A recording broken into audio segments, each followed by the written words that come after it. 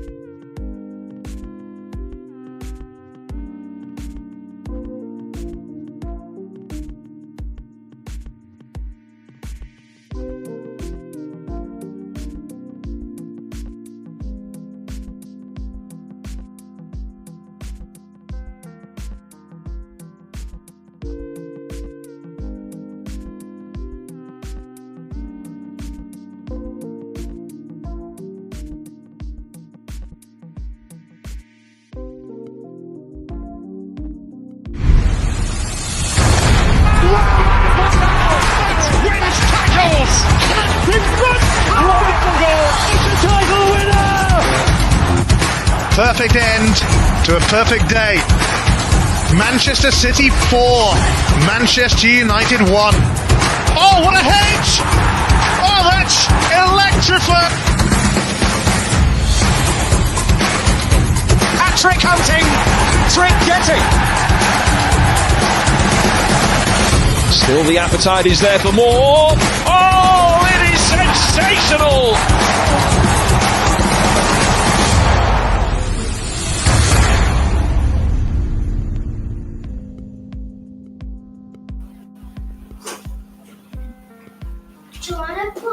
Okay, now let's get rid of that background music. Let me see if this is better now. Let's just put it this way. Okay, Brian. Welcome, guys. Welcome, guys. As you can see, my guest is so excited. She can't even hold her excitement because of the news that we got today. Yeah, I know. Ham's better do the dancing. He's better at it. Yeah, probably. Yeah, but it's been a good day. It's been a good 2 weeks for Man City as a club. I'm pretty sure it's been dark when we talk about like the football hasn't been great. But if you talk about the transfer stuff, it's been surprising, and I don't think there's anybody, no, except one person who I laughed at, but I apologized yesterday, who told me that they were in the know that City are going to sign 4 players or 3 players.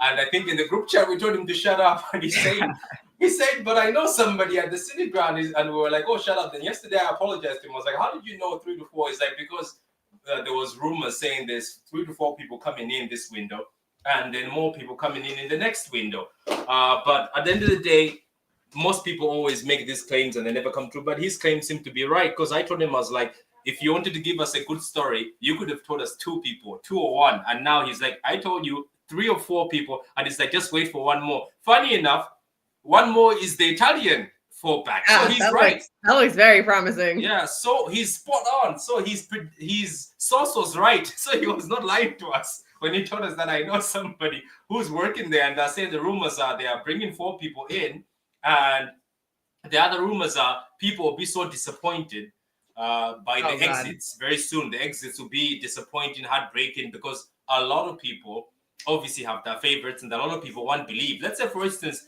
they say tomorrow KDB is leaving. I'm pretty sure a lot of people will be crying. Oh my God. Rivals are crying right now. Oh, I know. There is a meltdown occurring. Yeah, I know. So anyway, welcome to the channel, guys. Like the vid. It's going to be a lot of stuff we're going to talk about. So it's no rush. If you want to get a coffee for yourself, get a coffee for yourself. If you want to get some tea, or whatever, beer or beer. Whoa. Yeah, this early for some. It's 8:30 in the morning where I am. So anyway, okay, let's start off. So where do you want to start off? I mean, we should just start off with the early. That one was not for you. That one was for the people in England. I know. Okay, so let's start with the Haaland news. So okay. Do you understand? No. Let's start with the Omar news, because that's one of the exciting news we've had. So it looks like the Omar deal is done. It looks like he's not going to play for Dortmund this evening, and it looks like we're getting the Alvarez replacement. So what is your thought on it? Well, I know because you've been excited the whole week, but what's your thought?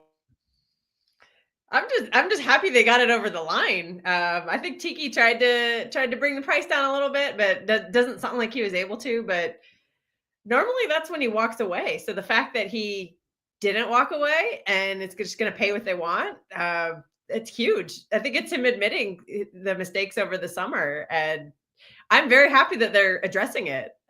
Like you were saying in your intro, 3 to 4 players, like that's mental. I didn't think that was going to happen in January.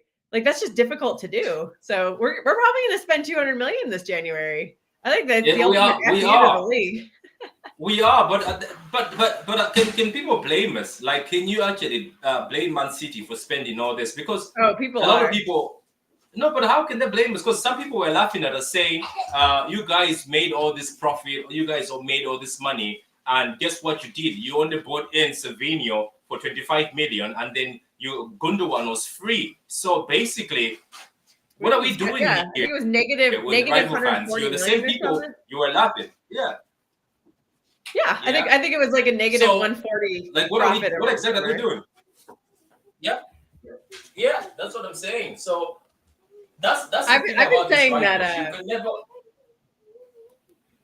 Well, one thing I've been saying is that 80 million we got from Julian Alvarez has just been sitting in a bank, and it's not scoring any goals for us. So we need to spend it, because we need somebody to score goals. We can't just rely on Erling Haaland to score all of our goals, and nobody else has been doing anything. So one of the most informed players in the world right now. I'm telling you, like at the end of the day, people are trying to say, where are you getting the money from? We can do calculations, but we're not accountants here, so we're just going to be happy. Okay, let's thank you for this, Eric. Thank you for the super chat, the 5-year super chat. Say celebrations here. We are celebrating, and that's why we are all here. So we're starting with the Omar. So let's talk about Omar. You've already talked about goals.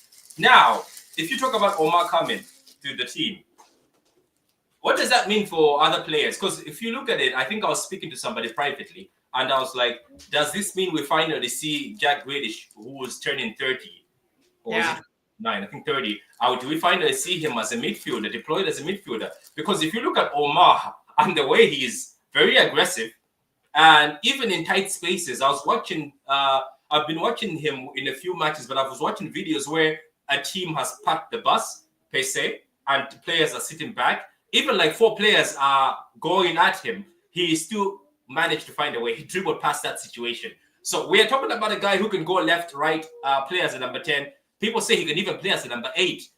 So where he can also play as just an attacking midfielder. So where does that leave players like Jack? Does he go straight down the middle? I think he's going to have to, because I think Savio has come and just out of nowhere and taken that slot on left wing, and because he's been excelling at that the past couple of games. And I think that might spell some issues for Doku as well. I think Doku is going to have to hold bench for a little while, despite his great game over the weekend against Salford. I think we were talking about Doku. I think we were talking about Doku saying sometimes he gets hard done by. He does a performance against Bournemouth, scores scores and then assists 3 times and still finds himself on the bench in the next game. Yeah. I still think there's an issue with him and Haaland just not having any chemistry, but I don't know how they're going to develop any chemistry if Doku's on the bench. Because I have seen Erling get really frustrated with him, and I think it's clear now that Erling he's the guy now. Like, clearly, you don't sign a 10-year extension, and then they'll surround him with the best players now. And if Doku's going to have to prove that he's that guy, or he might find his spot in trouble. Yeah, he has to be allowed to prove it. I'm with you. He needs to be allowed to play so he can show that he can do it. Like, he's not going to develop the chemistry with Haaland on the bench. Yeah, so let's go to the biggest happy club in Manchester. I don't know who that is, but I think I have a feeling I know who that is. Hi, how you doing? Says everyone, like and sub if you haven't already. Happy Friday, Pat. Happy Friday to you, Bella. I haven't seen you in a long time, Bella, but pick up. Hi, Patrick. How you doing? Biggest club. I think I know who you are, but I'm not gonna say it. Hello, Pat. How you doing? Hello, Bella. How you doing? I'm getting a lot of hellos. Happy to see Ellen with his new contract. We're gonna talk about that. Big up again to Eric for the €5. Is it £5? Yeah, £5 donation. And happy Club says debut. So anyway, Omar is here, guys, and he plays as a striker. He's scored about 32 goals. And if you look at him, he's a guy that as soon as you hit a counter attack, he's not stopping that counter. I was watching him do a counter attack on his own. I watched clips of him. We've seen our players before. One person who I don't like on counter attacks is Bernardo Silva. As soon as he gets through on goal counter attack, he stops it and looks for somebody else. Jesus used to like that too, where he stopped the counter, but it looks like Omar doesn't. He continues going straight forward.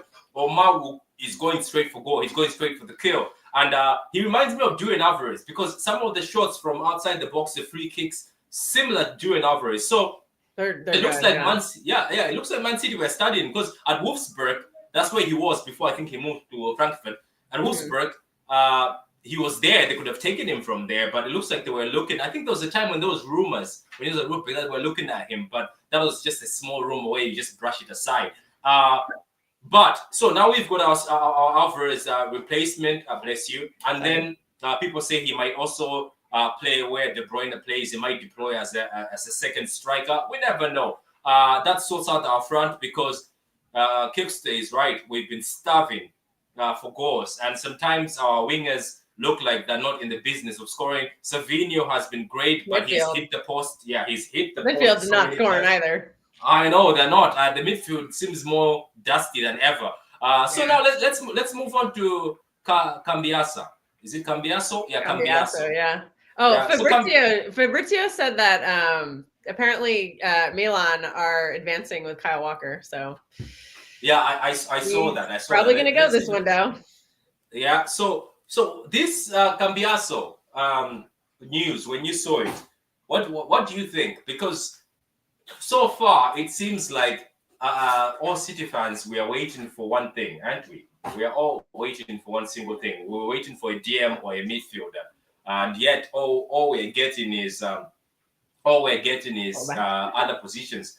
Are you concerned at all yourself? Or you're like it's grand. Maybe it's good to fix other positions. We've actually been stinking. If you talk about fullbacks, I don't think we've been doing great as a team with both fullback positions. Josko started very well, but now he gets cooked easily. Rico Lewis was well, but now he gets cooked easily. I don't know. So what do you think? Have you watched this player yourself? Or no, just I don't watch Serie A. But my friend who does. I have a friend who does, and he sent me the tweet yesterday, and he was like, whoa. And when he does that, that's like that's like him being like, City's targeting a really good player and I'm pissed off about it. Like, they're targeting somebody really good. And I tried to do some research, but I don't know anything about the guy. But according to one of the maps or whatever, he does play center mid a little bit. But so I wonder if maybe they'll play him as a center mid just as a patchwork, which honestly, if this guy has some experience doing it, I'd rather see that than Akanji, because I think Akanji's awful at it. Stones could do a job for a couple months, but the problem is that Stones will only be healthy for like 10 minutes. But I don't like Akanji in that. We saw it a couple of times last season. I really would prefer Akanji to just be a fullback. I just don't think he has. But it's going there, isn't it? But it's going there. Don't you think it's going there? I have a feeling it's going there. That he will deploy Akanji in that midfield.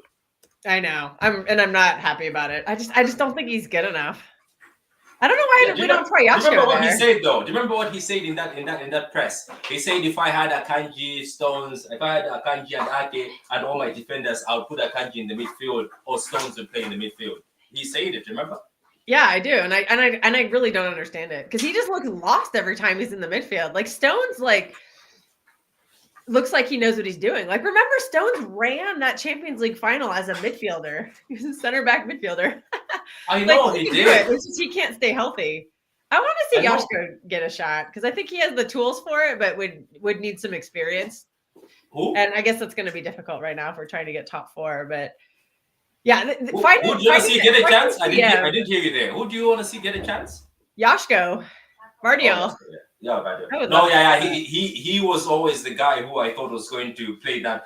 He is. I think he still is. It's just that I think he hasn't been given the opportunity. But I think it's going to be him doing the John Stones thing, because he's the one who's more comfortable on the ball than the majority of our centre back. Yeah, but I don't get our manager. Obviously, he knows more than we do. So anyway, so this guy apparently is left-footed, right-footed, and he can also deploy himself down the middle. Maybe that's the plan. Maybe the plan is get players that can sometimes jump into that mid until we wait for Rodri. But Rodri is 29 years old, Kilster. 29 years old. So not yet, but he will be. Yeah, but I'm saying he's coming from a big injury. So wouldn't it make sense to still invest in a younger DM who can still play with Rodri? Well, I think this injury, though, injury might extend Rodri's career, because I think he was heading for a burnout at age 30. I think his career would have been done if he had kept going 70 games a season. But his entire body is resetting right now. Yeah. And look at Van Dijk. Van Dijk had the same injury at, I believe, the exact same age. And look at Van Dijk right now. I mean, he never hit. He's not back to like peak Van Dijk, who I thought should have won the Ballon d'Or right before he got injured. Like that, he was unplayable. But look at him now. He's still like one of the best center backs in the world at age, 33, post having the exact same injury. So I'm not saying that's going to be the exact carbon copy, but there is a template for that possibility for Rodri as well, if we give him the correct time off. Like, I don't want to see him this season. I want him to wait until next season and play in August, because that would be almost an entire year. So we can fully get that all the muscles back to strength. Because the biggest fear if you come back too early is not damaging the knee. It's damaging like your hamstring or something, or pulling something, because the muscles aren't warmed up enough. So I just hope we give him the whole summer off. Don't take him to the Club World Cup. Just let him fully recover. Give him, because that'd be 11 months in August post injury or post surgery, and just be very careful with it. So it's just hard to find a backup for him though, because everybody knows he's coming back, so they don't want to come, because they're just like, oh, I'm just gonna lose my spot as soon as. Yeah, but come on, like even this buffoon Zubimendi, like you're 26 years old, 25, 26 years old. We saw you when you came against Spain when Rodri was injured, and we were all like, whoa. So you can move faster than Rodri and still do Rodri's job, and everybody was impressed that this Zubimendi guy is amazing. Like, if you are a top-class player, I know it's Rodri. You're telling me that you don't have the guts to say, you know what? Because even Zubimendi and Rodri, they can all play as a 6 or 8. So it doesn't mean that if one of them comes in, I bet you, if Zubimendi was interested in coming to City, I bet you we could see him deployed next to Rodri multiple times. But it's just, I just feel like maybe Rodri is that good. Do you put fear in people that much that you're like, okay, I can't do it? But I think Zubimendi, I was looking at him and I was like, whoa, this guy is serious. And the fact that he's like, oh, I hear that Arsenal are taking him in summer. I was like, oh, maybe this guy is not serious. Maybe this guy is actually a clown. You know what I mean? But anyway, let's not hate on the guy's choice. That's what he wants to do. Yeah. But it's just, I just feel like there's a lot of midfielders out there who are very versatile. Even Bruno can play attacking. Bruno can play box to box. He can play as a DM, as a holding. It's just that I just feel. Also, Bruno kind of helps complement some of Rodri's weaknesses. Like, I think he's better on the transition than Rodri is. Yeah. It'd be nice to get just like a physical body if we can. Because I do think even when Rodri comes back, it's going to take him a couple of months to like get back up to speed. And it'd be nice to just have somebody who could do those tackles instead of Rodri. So yeah, it would. Like he could do the running work. Yeah. Because also, let's not forget, Rodri could be deployed as how Gundogan used to be deployed. If a DM would come in, you know what I mean? Like another DM would come in. So the other DM would be the one doing most of the hard work. And then, with most of the hard work. And then, sorry, I'm also, by the time I'm speaking to you, I'm also looking at news that's dropping to make sure that we're not missing anything. But you deploy Rodri, you know how Rodri is very creative. I know. So Rodri is very creative. He could also play as a creative midfielder, and then he could also play as a box-to-box. But anyway, so we've spoken about Omar, how he's going to impact this. Let me see. This says the biggest cover in the big gap. It says points deduction and transfer ban in the summer is coming. No, it's not. Yeah, people are clutching on straws. People at this moment in time, people are bitter. They're very hopeful. I know. People are in pain right now. I would be in pain. If I was a rival fan and I wake up in Manchester, we were in pain. Remember when Manchester United were signing Yolo, Xerxes? We were all jealous. We were like, oh my God, look at these guys. Remember? We were like, look at these guys. The delete came in. So it's quite funny that when United did that, it's fine. But when City this guy United fan? I know. He's a United fan. Yeah. When United, my friends are melting down. My Liverpool friend is. I think he's ready to like stop talking to me. He is. He's definitely gonna stop talking to you if there is a DM that adds. That's gonna be 5 players. So if they add a DM after they actually sign this right back, left back, it's gonna be painful. So City throwing the red cartel balance before the 115. It was 115 months. Yeah, 115 contracts for Haaland. So let's talk about the extension. Let's talk about this extension. So it says what Cambiaso has played 40 times as a DM for Juve as well as a fullback. Wow, this sounds like he's Rico but better, like way better than the job Rico's doing. Yeah, and I think he's played in the Champions League, so he's got Champions League experience. Oh yeah. I think my only heartbreak is remember he was injured. He didn't play against City, so we didn't get a chance to really look at him. Yeah, and also I hear that there's been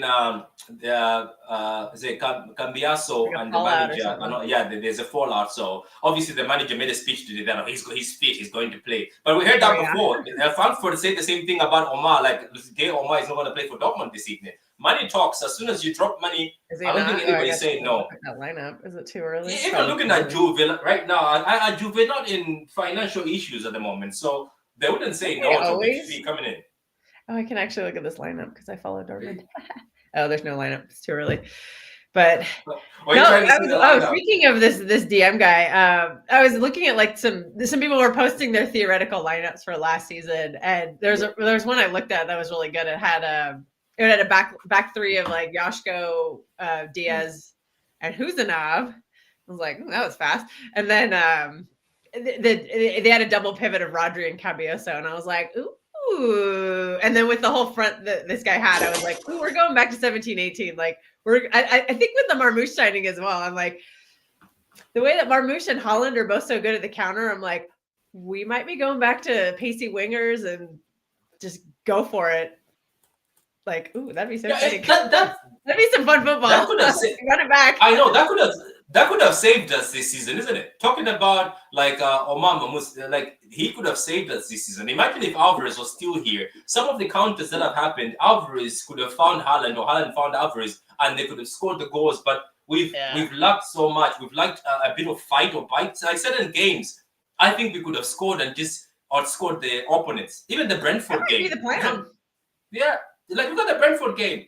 We didn't have to draw that. I know you predicted a draw, but we didn't have to draw the game like against Brentford. We didn't have to draw certain games this season or draw against Feyenoord. I think some of these games, if we had players like Alvarez or players like Omar Marmoush who are very hungry, we could have done something. Like and sub if you are new, everyone. Big up to you. I thought, man, big up to you. If a transfer ban was happening in the summer, we wouldn't have 3 midfielders in, but now. Yeah. Oh, yeah. They would have now. signed Yeah, all midfielders. Yeah. I think what they're trying to do right now is, I think they're trying to get a midfielder. I just think it's very difficult because we don't want to sign another Calvin Phillips. We want to sign like the best of the best. And those are just generally not available in January. So I think they're trying, and I just think they're not able to get it over the line because these clubs don't want to let these players go. Like we had to pay top dollar to get Marmoush out because he was their best player. Yeah, but that's what you have to do, Dexter. You have to do that. If you have decided that you didn't want to sign last summer, or if you have decided that we're not going to sign in summer, if that's the decision a club has made that we're going to sign in January, you have to pay top dollar. You're going to like people have to understand. You're coming like if Madrid was coming to me in January, I'm expecting you to pay top dollar for my player. And it's not bad because people are in the middle of the Champions League run. Some people are in the middle of a title race. Frankfurt are in a title race. If you look at the table, Frankfurt have the ability to be in a title race. And Marmoush, Omar Marmoush must be the top goal scorer. He's the guy. He's the star. And you're coming for the star. I was happy that Frankfurt was saying 80 million because this thing of going to somebody and then dropping down whatever you're saying, robbing them by dropping their pants down has to stop. If you're coming in January, you've made a decision that you're going to pay top dollar. Is that fair though? So if you want a DM, like for instance, I was thinking that if we really wanted a DM, even if we went to Sociedad and told them that we're going to pay 70 instead of 60 million on this cost, that's what you do in January. I've seen it before in the past. Remember Chelsea? They used to pay more than the release cost just because they were going there and knowing that this player is unattainable at this point in time. Am I wrong to say that? No, but some players just genuinely may not want to come. Like I said, this Rodri issue, I think a lot of these players just don't want to come because they know they're going to lose their spot next season. Like, I don't know why we're not trying to get Douglas Luiz. Like he seems like he's somebody who could accept being a rotational guy next season, but maybe he's not. Maybe he doesn't want to be a rotational guy. Maybe he wants to start full time. And I don't blame players who don't want to sit on a bench. Yeah, but sometimes I get worried about the ones who are willing to. Do you? Yeah, because like Calvin Phillips seemed very happy to just tag along for the ride, and yeah, and then his form just dropped off a cliff because he wasn't playing. And when we did call on him, he was awful. That ended up being a wasted transfer. Now we can't get rid of him. We don't want more of those. He's cooking at Ipswich though. Anyway, we welcome Pitch Maybe Points. They'll buy him. Yeah, I hope they buy him. We welcome Pitch Points. Pitch Points, how you doing? I hope you're there with us, man. How are you, my good friend? I'm good, man. We're just enjoying ourselves today as Omar is signing for City, and I think is it Kusanov and this Vitalis might be announced today. Haaland has extended until 2034. Yeah. Khaldun seemed very excited in the video call, saying, "You're with us for so long." Pep extended recently. Things are looking positive, and it looks like City have actually gone to Juventus and are serious. It's not jokes. Because at first I thought they were just testing the waters, but apparently Man City with Cambiaso, is it Cambiaso? They tested the waters last year, May, but Juve were like, we're not going to sell him. We just got him. But now City, according to the Italian papers, City have gone with a serious bid and they want to take him immediately. And somebody in the comments says, Cambiaso has played 40 times as a DM for Juventus. Well, you know me. I mean, yes, I love these signings. I think that point to me, the bellwether, the point to the whole 115, which is for me is, no one spends that kind of money. If you know you're guilty and they have evidence against you, it'd be suicide to do that. So for me, that's the inkling. That's the one I get from it. I want my CDM, and Kels, I hear you, but my own is make them an offer they cannot refuse. Period. Mm-hmm. I love that tagline of yours. I say all. I mean, Patrick will tell you. Before we got Haaland, right, we did a whole case study on Erling Haaland. 6 months before anyone talked about him. Maybe Martin talked about him so much, but we did an analysis of getting Erling Haaland in. I like Patrick. 6 months before. Yeah. And we said at the end of the day, to get him here, make him an offer he cannot refuse. And here we are. If you want a CDM, make them an offer they cannot refuse. Period. They'll come. they'll come. Everybody's for sale at the right price. And everybody has a price in this world, and this is not a lie. It's like everybody has a price. If your boss if your boss calls you upstairs and you're trying to leave, and he drops a blank check and says right there, there's a price for everybody in this world. I'm telling you, it's just that the world is bad. For me to say that, obviously, some people will take that in the idea that, oh, we get a CDM or about Rodri is going to be on the bench. I think that's very parochial, very, very small-minded idea, right? Because we know Rodri cannot play all the games. Rodri himself was crying out for help for 18 months. After 60 games, after 7 games. This is going to force him to rest too. Like, there's no way he's playing 60 games next season. There's just no way. And Kelsey, I mean, think about the games we have to play, the Champions League games, different competitions we have to play. We're playing 65, maybe even 70 games a year with all the different, tournaments that are happening. There's Club World Cup coming up this summer. That's more games. You can't do it with just 15 or 20 people. It's not possible. And if you want to compete at the very highest level, you need to have quality backup. And now I thank you, Kovacic. Thank you, Gundogan, for doing a great job. But I'm sorry, boys, you're just not there anymore. The game has changed. You need to bench them. That's what's annoying. It's like, why can't we see what Nico O'Reilly has? Yeah. Yes. Like, imagine him coming on the other day instead of Gundogan. You say this, right? And I 100% agree that kid, looking at that kid, I watched him live, right, during the preseason in North Carolina. I was impressed with his dynamism, his strength, his physicality, his movement on the ball, his tackling. Give the boy a chance. What do you have to lose? What do you have to lose? You lost 2, you drew 2-2 anyway. What do you have to lose? What do you have to lose? We're already losing. Might as well see what we got. Might as well. What's the point? Fans will be all right if you tie the game 2-2 and Nico's playing center midfield, rather than having Gundogan, who's 32, 34, playing that 34. Position, and they would drop 34. points. 34. At least you learn something with a kid. You don't learn anything. The only thing you learn from Gundo is that his legs are shot. It's like, oh, but we already knew that. So So I'm excited. Let's try to learn something. And that's the thing that shocks me, that Jacob Wright sat there the whole time. At least Jacob Wright. I keep talking about this pitch point. Remember when I said when Jacob Wright came in the game against Spurs, we drew. That's when City started looking like Man City, and we were a threat. And Jacob Wright was a threat in there, and he was breaking down all the counters. But somehow, anyway, I get it. My preferred lineup for Sunday is Ortega, Nunes, JSP, Ake. Is that Simpson? Okay, grand. Okay, Radio, O'Reilly, Kova, Ford, and Savio Doku, Haaland. He will be able to play double pivot when Rodri is back. Okay, grand. We will see who laughs last. Ha ha ha ha. Man, you almost lost to Southampton. Behave yourself. Zertok says, yo, how you doing? All right. I was on the show with you once on Mo's channel after the Arsenal versus Bayern. Big up to you, Zertok, man. Big up to you. If we get Naipan too, he's another Norwegian wonder kid who plays midfield. I saw that kid, Mike. I have never seen great football. It's just unfortunate that I didn't share with Pitch Point.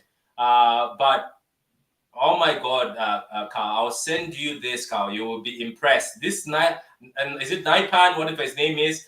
This Norwegian. I am happy for Norway. I'm excited for Norway that as soon as this kid becomes the Norway DM, and there's no way how he's playing, he won't be the Norway DM. Norway will be better because the way he's playing. If you put him next to Odegaard and if they find another midfielder and with the attack of Oscar Bob Haaland, no, I thought he was an attacking mid.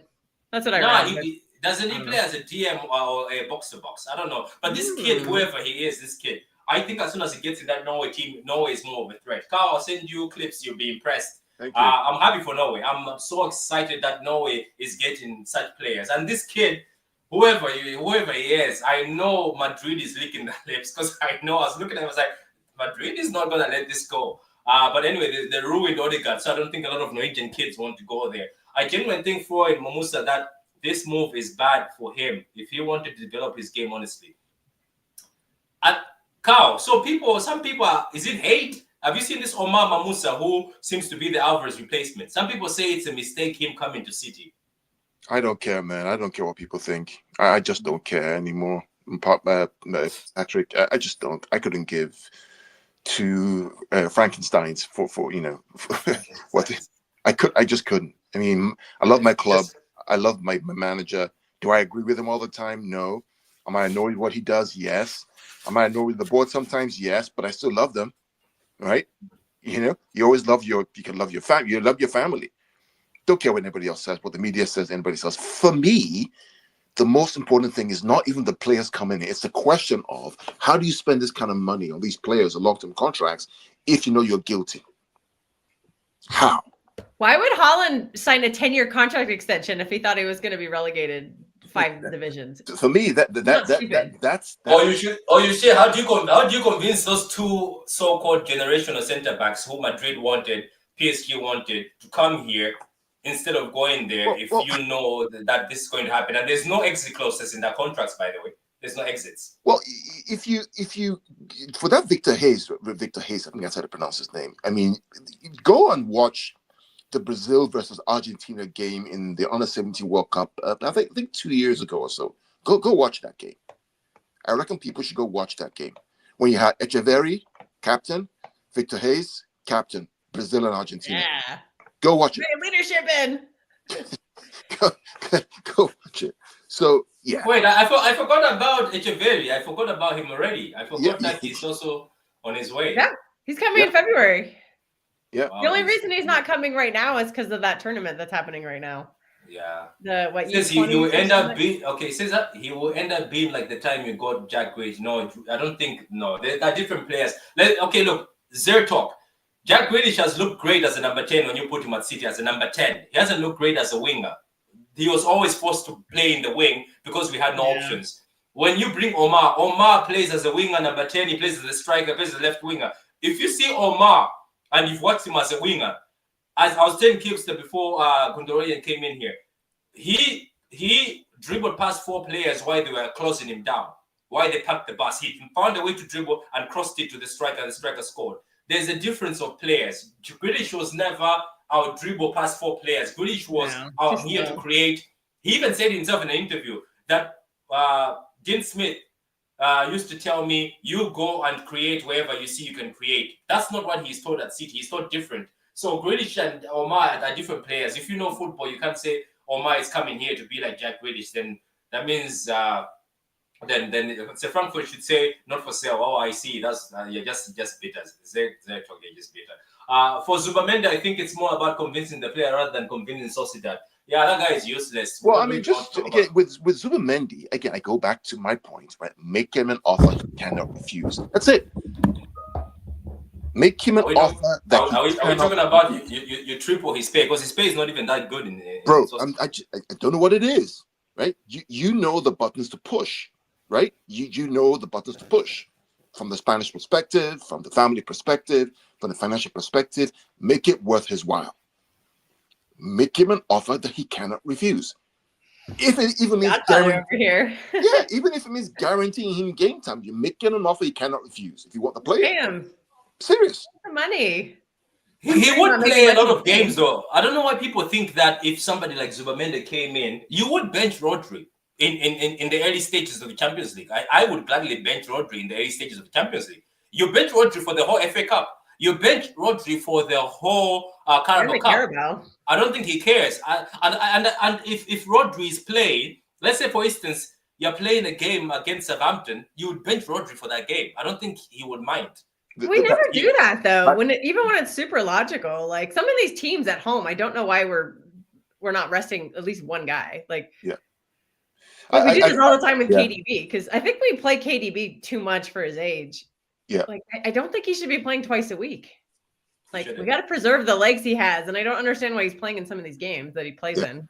Yeah, Patrick, I got a roll, but go ahead. Make the guy an offer he cannot refuse. And we know Sociedad are not playing Champions League. They're not playing. Before you go, do you have anything to say on the Erling Haaland contract? Bring it on. I'm happy. As long as we have a Marmoush to help him out, I'm cool.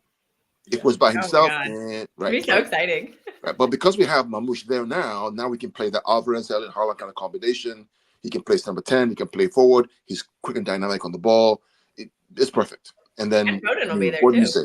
So anyway, I got to roll. Big up to you. Thank you for coming there, guys. Go subscribe to Pitch Points. We are also live on Pitch Points right now as we speak. Yep. The channels are always live together, but go subscribe to Pitch Points. See you, man. Have a great day. Yeah. Bye. Yeah, Bye. right. Yeah. So Bye.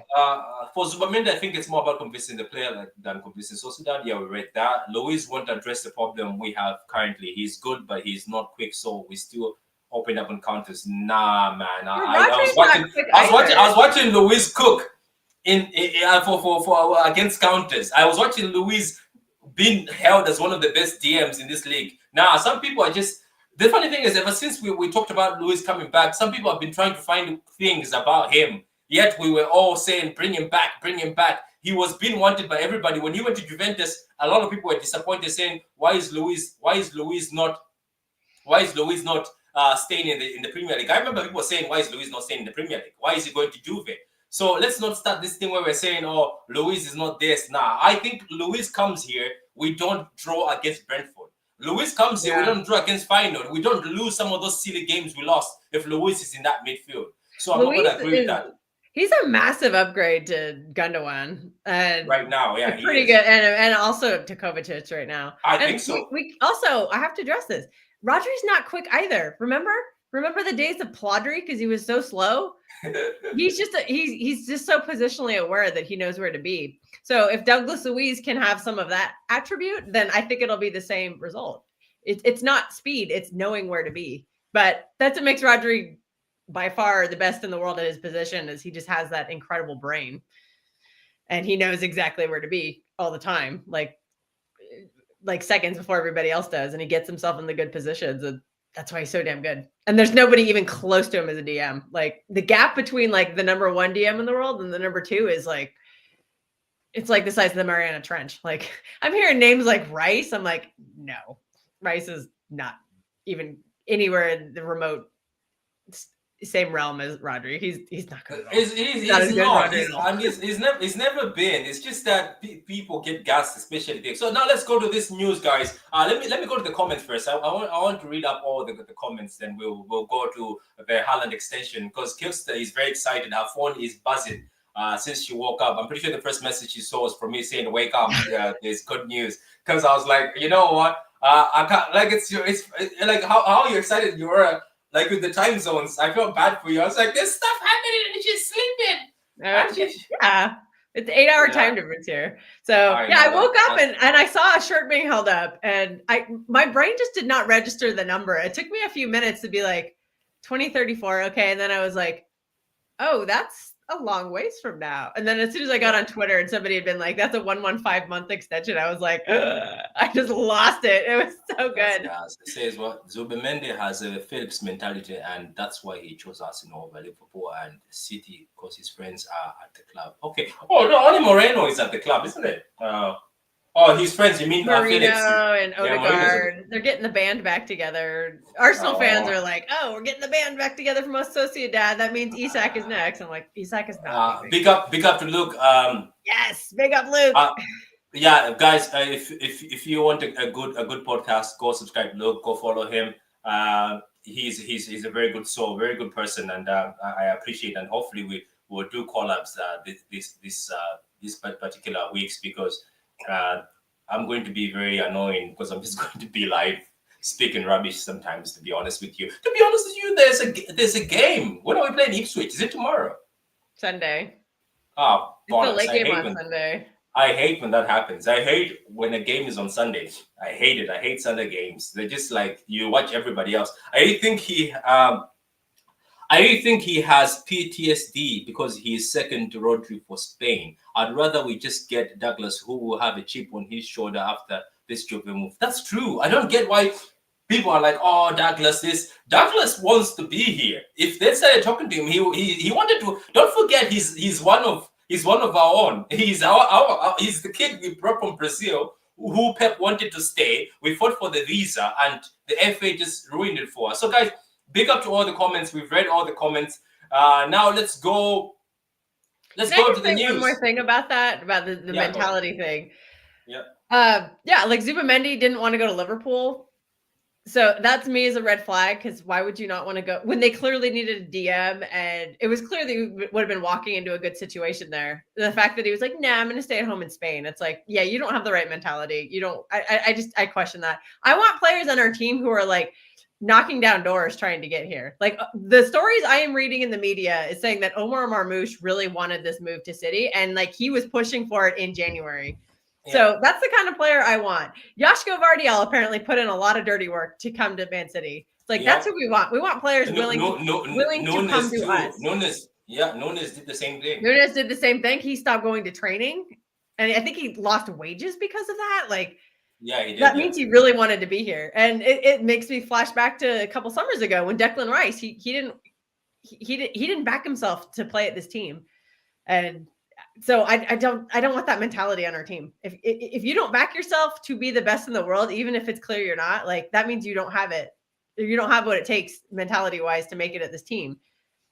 And yeah, so maybe we dodged a bullet with Declan Rice. I don't know. I still think he would have cooked here, but not with that attitude. I think he would and win nothing. Have fun. I know. And so before we move on to the Haaland extension, we're just going to play a commercial break. Get down on your knee, Rodri. Get down. Make money and shine. Make money and shine. Say it again. Make money and shine. Say it again. Make money and shine. Say it again. Make money and shine. Say it again. Make money and shine. Say it again. Make money and shine. You can do better than this. Make money and shine. Say it again. Make money and shine.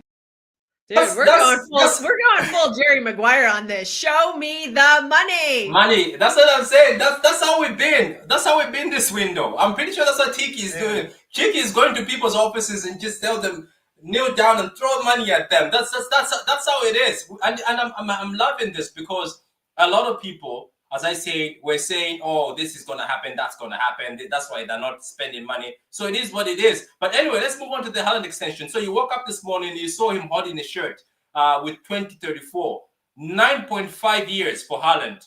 115 months. I know. That's longer. I know it is, isn't it? There's something, I bet they did that purposely. That's longer than the jail sentence that Copam got at Chelsea, which was 8 years. So now it's actually Haaland holding the highest. But if you look at that, I had a graph, and that graph says, I don't know if let me send it to you. Palmer's only contracted till 2033. So Haaland is now the longest contract in the Premier League. Yeah. And you know what this means? This means he's never going to Real Madrid. Yeah. So if you look at this, I think I just sent you there. It's actually, believe it or not. Oh yeah, I saw that on Twitter. Yeah, so these guys at Sky Sports too. So yeah, so these guys seem to still be holding. Oh my God, Chelsea seem to still be holding the whole catalog. But Haaland. So what do you think yourself personally? Because I know sometimes he wasn't cooking this season, but it is Haaland, and don't forget that we were supposed to be a stepping stone. Remember? For Madrid. Oh yeah. I am completely shocked by this news. Like, I figured he would extend his contract, but I didn't think it would be 10 years. I was like, okay, maybe we'll get like a 5-year extension out of him because that's like a typical length of a contract. But to see 10 years, basically just saying like, this is my team. I love this club so much that I'm gonna do this for 10 years. That's absolutely crazy. I literally can't even process it because it is so far out of left field. I never would have expected this. Like, because he always protects himself. Everywhere he's gone, he's always had like a release clause. He's always had like a buyout sort of thing, you know, because he seemed like he wanted to jump around the league. There was a quote from his dad saying he wanted to play. Yeah. You know, he wanted to play in Spain and he wanted to play in France, or he wanted to test all the different leagues out. But dude, that just absolutely stunned me this morning. That's what his dad said, isn't it? His dad said, he's going to, what do you call that? His dad was like, he's going to try new things. I think that's what he said. Yeah, and to commit 10 years to this club, like Phil Foden hasn't even done that yet. That is just extreme confidence that in the club, that he likes being here. Like, I knew he was a City fan growing up, but I never would have imagined that. Like, ever. Like, who does that? 10-year contracts in sports. It's more of like a American sports thing. Like in baseball, it's very common to have like these crazy like 10-year Yeah, look at that. 2034. Yeah. Waking up at 7 a.m. I did not see the 34 and be like, oh, it just took forever. I'm impressed. I'm shocked, to be honest, because I was like, there's no way. And the extension only shows a lot, because let's not forget Pep Guardiola extended, right? So Pep Guardiola, I'm gonna go like this. I think he's gonna extend again now. Pep Guardiola, I'm gonna move here. So there we go. No, you move the other side. You the other side. You go the other side. I don't know. You're hiding yourself. You're supposed to go to the other side. No, from my view, I could see it. What should I do this? No. I mean, like, keep moving. There you go. Keep moving. I hope you don't fall off the. Imagine if I say, "Oh, keep moving," and then you just fall. Now it's just black. Yeah, there you go. That's gas. I really wonder if he said I want a really long extension, or I wonder if the club did what Pitch Point said and made him an offer he couldn't refuse and just said, "Here's 10 years. Would you like it?" Yeah, I really wonder how that went down. I don't know how that negotiation went down. And Martin had been hinting about an extension for a little while, but like I said, I thought it would only be like a couple of years. Maybe, and then putting us in this cloudy position of when he was like 28, 29 in his prime, if that's when he would potentially jump to Real Madrid. It's like, no, he's not. He's going to be at Man City until he's 34. That is wild. I can't, 33, 34, something like that. That is absolutely insane. And that is just, I think that's the biggest FU to the league. I think it's a sign 115 is nothing's going to happen, because this guy always protects himself, and he wouldn't sign himself up for something if he thought he was going to be relegated for 2 years or 3 years or whatever. So yeah, just incredible news. The meltdowns it's causing from some friends of mine. Whew. Oh my God. Well, I had to throw in the 115 line being like, this is a side, and they all just lose their mind when you bring up 115. They're like, you're guilty. And I'm like, what are we guilty of? Show me some proof. And then but the thing is, everybody's going towards that. But look at this list. People were saying, look at this Haaland list, but look at the Chelsea list. So I don't get why people are crying, Like, look at the Chelsea list. Trash for a long time at Chelsea. Well, I know, that's what I'm saying. 2030. What I'm going to be really curious about is, what are these wages going to be? Because like he's I think he's making less than KDB is right now. I think De Bruyne's on 400, and I think Haaland's like 375. So I really wonder if if he's going to be over 400 a week. I mean, we'll see the details at some point. No, they say it's 500. It's going to be 500 for Haaland. 500 a week? Yeah, that's a lot. Damn. I think they looked at everything and just say, you know what? For Madrid to, of course, you're still under contract with City, right? So Madrid are definitely not coming after him now, because they wait for you to have 1 year left, 6 months left, or so they wait for you. They wait for you to be free. Then they offer you big wages. Like that's what I'm saying. Is Madrid gonna offer him 5K right now a week? I don't think so. So I think they just did what. That must be the highest wage in the world, or outside of Saudi. I think Ronaldo just signed like a $2 million a week deal or something insane. Don't forget your man still has got a crazy wage. The Frankie De Jong remember Frankie De Jong at Barcelona? I think he still has one crazy payment. That's why they're always in a mess. Some of these contracts they gave out, it's like, ooh. Yeah, great. So anyway, everyone's like, ooh, they're gonna need a striker with Lewandowski about to retire or whatever, and I'm like, well, they're not getting Erling Haaland.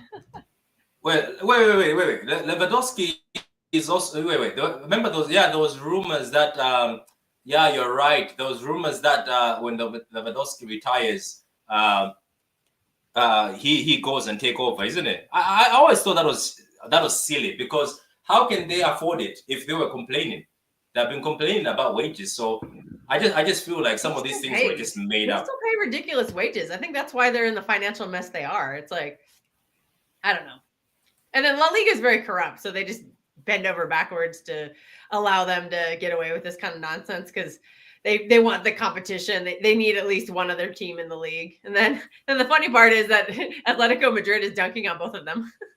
Yeah, do you know what was funny even recently is when La Liga rejected that thing, I knew it was not going to last for long. It was not going to last for long. Do you see how long it lasted for? Yeah, within few minutes. Within a few minutes, what happened? Yeah, he was. They said, oh, he's already been he's been let to play, isn't it, or play or be part of something. I was like, there you go. I told people, there you go. So anyway, let's also move over to other news. So apparently, Victor Reis and Kostanov might be announced today. Do you believe in this? Yeah, who's enough? There was a video. There's the plane trackers. People were getting real excited about. Yeah, that was yesterday. That's what I love about this fan base. I love these videos of the flight trackers or the content updates. So that just always makes me laugh. That's an LB specialty. Is the I know trackers. he likes that, doesn't he? He likes the tracking plays. It's always been funny. I used to find those amusing. Oh too. God, some of the one they did.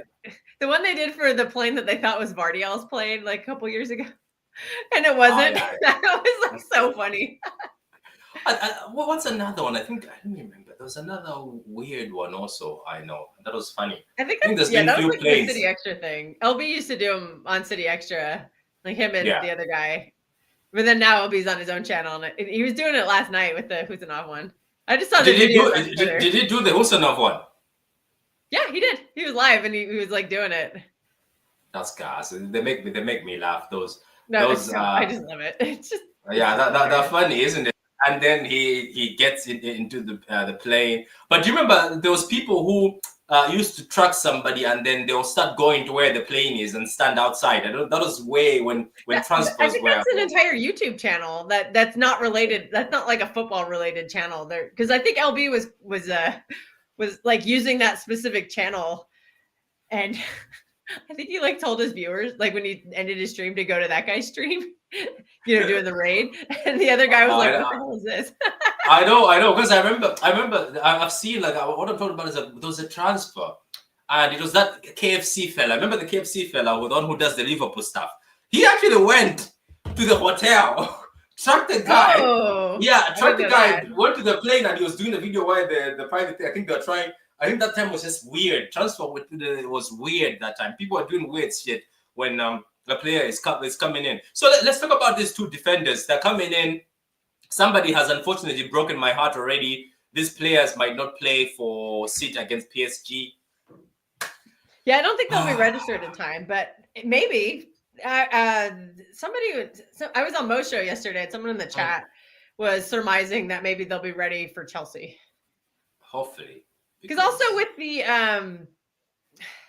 because the Champions League is its own registration, and I don't know, but I don't think Frankfurt's not in the Champions League, so I don't think that would really. Yeah, but I'm pretty sure when you get president, Marmoush should be able to easily transfer into the Champions League because it's a different competition.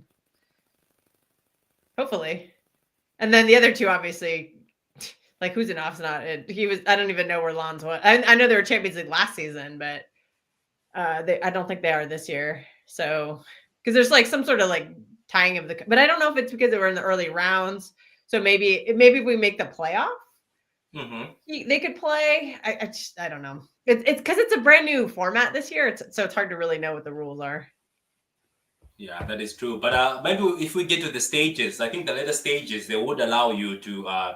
They would maybe allow you to play the players. When I saw the hand extension, I thought it was like April Fools or something. That would have been the best birthday present ever. It's not April yet. It's not April yet. Jay Fresh, pick up and hope you're doing well. Big up to you, Jay Fresh. Hopefully we get on another video. So looking at all this, we are all excited now. We're all giddy. Some people are still demanding for a DM. Some City fans have been satisfied. They're happy with what has gone so far. Some City fans says, as long as you bring me a 4-back who can play left, right, and play DM, I don't care. Yeah, that's some what fans say, it sounds like. I know, and some fans are like, you know what? Looking at the situation we're in right now, they're like, maybe getting a good attack and getting a good defense would help us. Because let's not forget, these two defenders seem to be fast. They seem to be very physical. Our defenders recently... Yeah, the speed I think we're too soft sometimes. We are. Way too soft. This Husanov guy looks like he's a bruiser. Unfortunately, I think that will translate into some yellow cards and possibly red cards. I'm like, you're not getting, like, I've only watched highlight clips, so I'm not.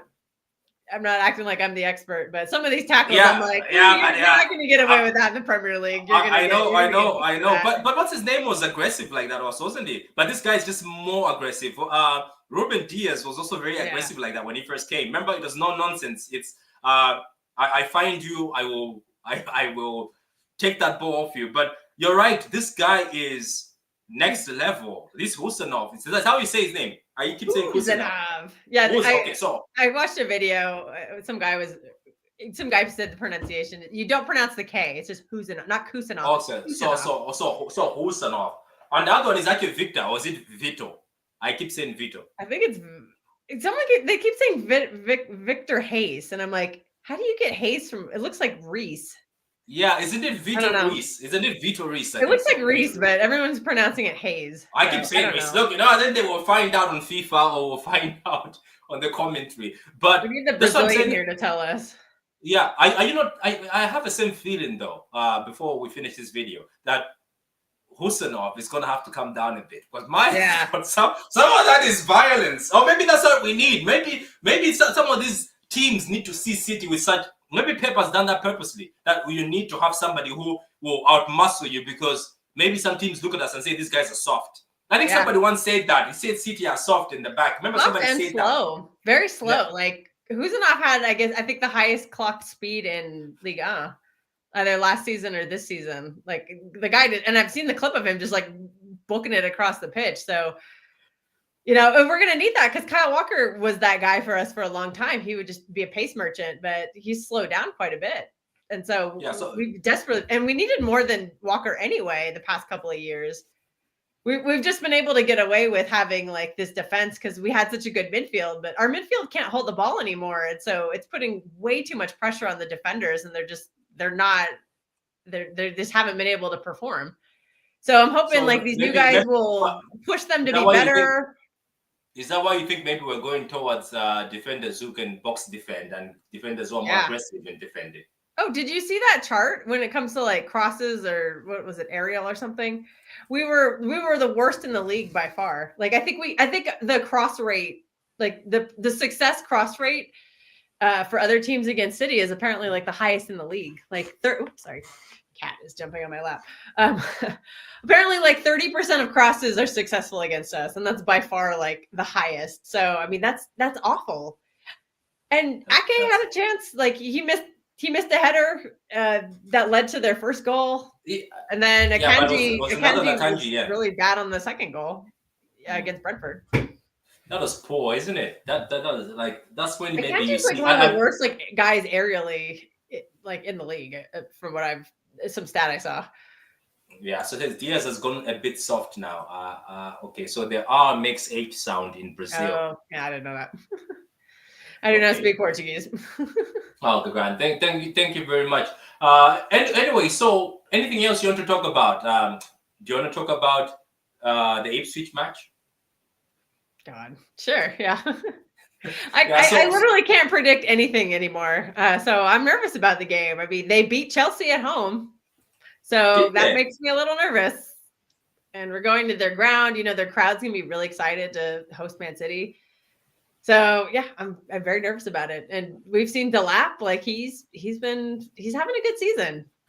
He's having a great season. And I think it's kind of written in the stars that he's probably going to score against us, because all of our former players seem to score against us. So that has me a little bit worried. I don't think Calvin Phillips can play because he's on loan, so he can't play because we're the club that he's owned by. So I don't know if that's a good thing or a bad thing. I admit I don't watch Ipswich, so I don't know how good they are. So I don't know, but I'm nervous about every game right now because of the glaring midfield hole and our defenders.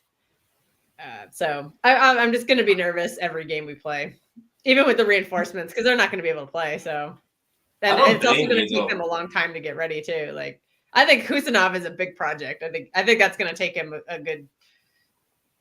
Sorry, Kat. I think it's going to take him a little while to Pep is going to have to calm him down and probably work on him on the ball too. So that's a project to me, which is fine. He's 20 years old. Like that's fine. Take your time. So yeah, I don't know. Hopefully if we get an early goal, maybe that'll help settle things down. But as we can tell, 2 and 3 goal leads are not safe on this team. So I know. I look at Why I Delap get is nervous about every moving game. mad, and our defenders are getting bullied. And Delap has been bullying defenders who are more physical. So these soft, mellow defenders of ours who seem to love to look good on the ball more than look good as defenders. We have to be careful. And they've got Is it Hutchison or whatever his name is? Is it Hutchison? He's been playing very good too, and he's very fast and very dangerous. So we're gonna have to be serious. I know we beat them. That's why I was surprised when we beat Ipswich 4-1. Because I think Ipswich had to smoke us. Even in that game, Ipswich had to smoke us. But you know, Delap, I think, was a bit shy in that game, and he was a bit. But this time he'll be more aggressive. Ipswich will smell blood. They'll want revenge for the 4-1, which I think we didn't deserve. So we'll see, guys. Anyway, they'll play better too. They will. And that game is on Sunday. So let's hope for the best. Let me read a few more comments here. Delap Masterclass incoming, speaking from experience, it does mean more to go back and play well against your own. Yeah. That is true. And we've been getting cooked. Like Rogers cooked us. Palmer cooked us last year. Yeah.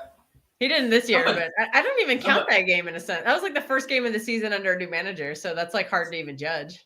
Somebody also cooked us, I think so. A few of our old players have cooked us. Let's not forget the guy who was also playing at Leeds. What's his name? He also cooked us. He was one of ours. We got him from New York, but we didn't. What's his name? I forgot his name. But he was a winger. He was playing for Leeds United, but he also cooked us, I remember, when we played against him. Our own players always cook us. Those young CBs will need time. They will need time, but they're gonna need time. I'd rather Husanov right now. I would love to just send it. If we need to like close the game out, maybe he'll come in and hopefully not get sent off. Yeah. Jack Harrison, remember? Jack Harrison cooked us. Oh, yeah. Jack Harrison, Jack Harrison cooked us. I like that player, man. I felt we were unfair on him.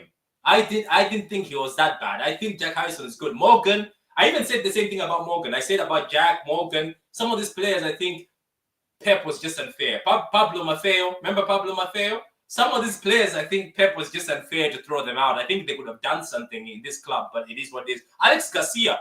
I remember when people told me that Alex Garcia is not good enough. He was cooking at Girona. Alex Garcia was not bad. Not Eric. Alex, the one who was the GM. Oh, Alexis. Yeah, that one. Yeah. No, you meant Eric Garcia, the defender. No, him was just Pep's love child. That's what he was.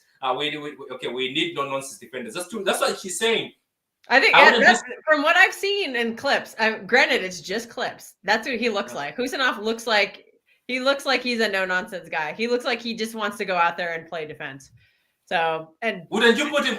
Of course, he can play as a right back. Wouldn't you just put him as a right back in the first? I didn't know he could play as a right back. I thought that's what Victor Hayes would be doing because I thought he was more the right back. No, I hear he can play. He can play even as right back in the wings. Okay. So maybe you can just deploy Husanov as a right back too.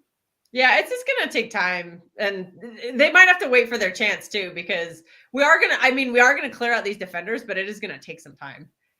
It's going to be really like John Stones is probably the most logical one to move on this summer, but I don't think it's going to be easy. It's goodbye. His wages Stones are is high. goodbye. And unless there's a miracle that he becomes one of the best DMs in the world. The rumor I've heard is that he has plantar fasciitis in his feet, and that takes months to heal. And you really just can't do anything except not go on your feet for months. And that just takes forever to heal. And also it can easily reoccur too, because it's just like some tissue in your foot. And if that gets like stretched and too badly, like you literally just can't walk without pain. Like I've had hints of it over the years. It's not fun. Wow. So that's what that's the rumor. It's not confirmed. I've heard hints of it here and there, but nothing confirmed, nothing official. Oh, okay, great. I think the official word from Pep was a foot injury. Foot injury, isn't it? Yeah, but look, talking about people moving on, I wouldn't be surprised if he moves on. Like, let's say, for instance, I said unless Pep sees him that, okay, I'm going to deploy him as a DM. So he goes through, because that was John Stones' fantasy all the time, or the dream we always had was John Stones might become a DM one day. So what do you think? Do we deploy him as a DM, try to get back most of our money? Because I wouldn't mind him. I think if John Stones was fit, he could have done a better job than Gundogan and Kof as a DM. Oh yeah. I think that would have been or at least a double pivot of them. He could have been the one inverting, kind of like the treble year. I'm sure that was the plan. It's just I don't know who has a better health record right now, John Stones or Reece James. Like they're both just so. It's like they just touch the pitch one time and they're just out for months, and it's just so frustrating. Yeah, it is frustrating. What about We KDB? can't defend You our. also We think can't build a team around John Stones because he's just. so? KDB also says Husanov will fit the bill. Jack Harrison, thank you. Maffeo and Garcia were good. Maffeo and Garcia were good. I'm sorry, Pablo Maffeo and Alexis Garcia or Alex Garcia. I felt like they were talented. It's just unfortunately that point in time there was ballers who were too good in the team, but I think those guys were good. Siciliano was he also dunked on us. He dunked on us against Swansea. That's a throwback. Yeah. Remember Pacey the PL Otamendi. him. Yeah, everybody keeps saying Husanov is a Pacey Otamendi. I loved Otamendi. We can use that. I think we need some nastiness because all these defenders are just too nice outside of Diaz. I know. Like my favorite club of Diaz is when he's just like shoving some guy to the ground, and I'm like, yes. But he's having bad injury problems this year. That's really outside the ordinary for him. I know he gets 1 or 2 a year, but it's like every 4 games now.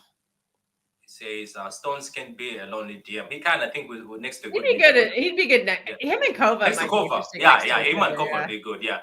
We've seen it a few years back, and it didn't look great. He played for Porter.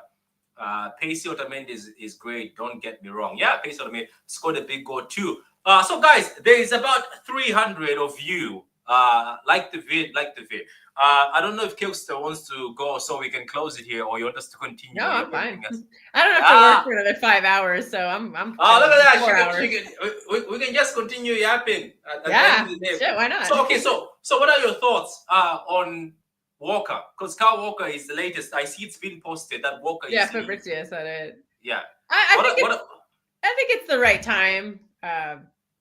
We probably should have sold him after the treble year. I think that was the last like good year we had out of him. But Pep wanted him to stay, and it just didn't work. But I don't think these past like 18 months negate like this 6 years where he was just unbelievably like outstanding for this club. And it's really sad that a lot of the younger kids are just going to remember. They're just going to remember these past like 16 months of Walker being awful, and they're not going to remember that 6 years where he was just so good. Like he was an outstanding player for us for so many years, and I'm really appreciate all he did for the club, and I think he's up there. I know the word legend is very, very controversial, but I think considering the position he plays, you might have to consider him for the legend category. Like I just think he's been that good for the club. He has been good. He was one of the signings that turned the club around when Pep got here. Yeah, let's forget that. Let's be honest. Kyle Walker is a success. Let's not get it twisted. Kyle Walker is a success. It's not the fact that right now he's leaving or right now things have gone to shit. It's just it is what it. That's why they say don't.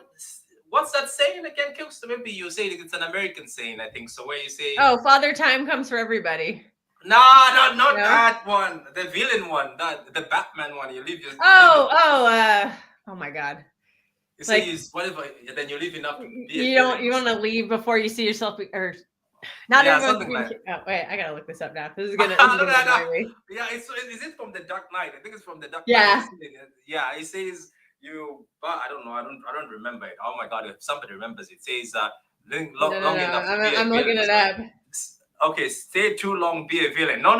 Okay, so leave a hero. Oh, leave a hero. Yeah. That's it. Yeah. But it's not still like that. There's a way you say it. When Walker's highlights comes out when he leaves, everyone will remember how amazing he was for us. Okay, here's the quote. It says, "You either die a hero or you live long enough to see yourself become the villain." Yeah.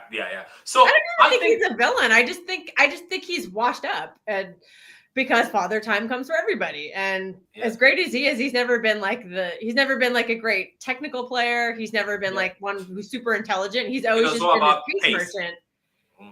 And once you don't have the pace, there's just nothing left. There never was like a shell, like with Gundogan, for example. You can see that his physicality is completely gone, his pace, everything is gone, but you can see he still has a brain. Like he's still an intelligent player.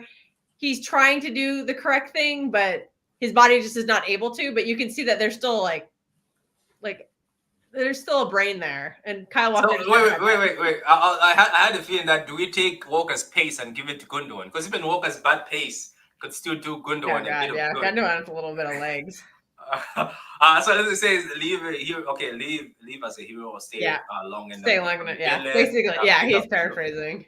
Walker is one of Pep's best signings. He Oh, is, and I don't think absolutely. anybody is taking that away from him. He's in the debate for the best right back of all time in the Premier League. Like you're not in that debate if you've been crap for I think Gary the Neville whole gave career. it to him. And he was great at Gary- Spurs too. People don't like the little kids don't realize like how good he was at Spurs and why that was such a big signing. And they're like when we signed him, man, what was it, 50 million? Like that was unheard of for a fullback. People lost their minds. I still to this day remember how one of my group chats reacted. They were like, "Oh God!" They're like, because it was after Pep's first season where we were total garbage, and then that summer we got the Blitzkrieg out. And we just spent money, and I still remember to this day this guy just flipping out. He was like, "Oh God, City needed a right back, and they just got Kyle Walker." Like he lost his mind. He was so upset that we got Kyle Walker. People were upset. People were upset with John Stones. Let's not forget, people were so pissed off that we got John Stones. Oh, way. And I remember when John Stones was pooping and messing about, we were all angry. Hung, how you doing, man? You're frozen on the cup, but it is what it is. How you doing, man? With the coffee shop, it looks like. I'm doing good. How about you? We're good. Me and this is a party stream. Yeah, we're just partying and we're just yapping about everything we can yap about. So, okay, we're going to get your opinion on this. We already spoke about the transfers, but what's your opinion on Omar yourself, since you're here? And there's a few people, about 500 people now, who've joined the stream. You know what's funny about YouTube, Kipster? When you start a stream, it was at 200 people, right? And it stayed on 200. And when you're about to say, let's start, we're running out of things to talk about, that's when 500 people walk in and say, did somebody rate? Maybe somebody rated. I don't know. Maybe they did. Is there a raid? Somebody in the chat, let us know. No, it's not. It's not. Because the raid could have been, all these people are from Twitter. So it's not a raid. A raid is perfect. Oh, man. It's just exciting right now, man. I mean...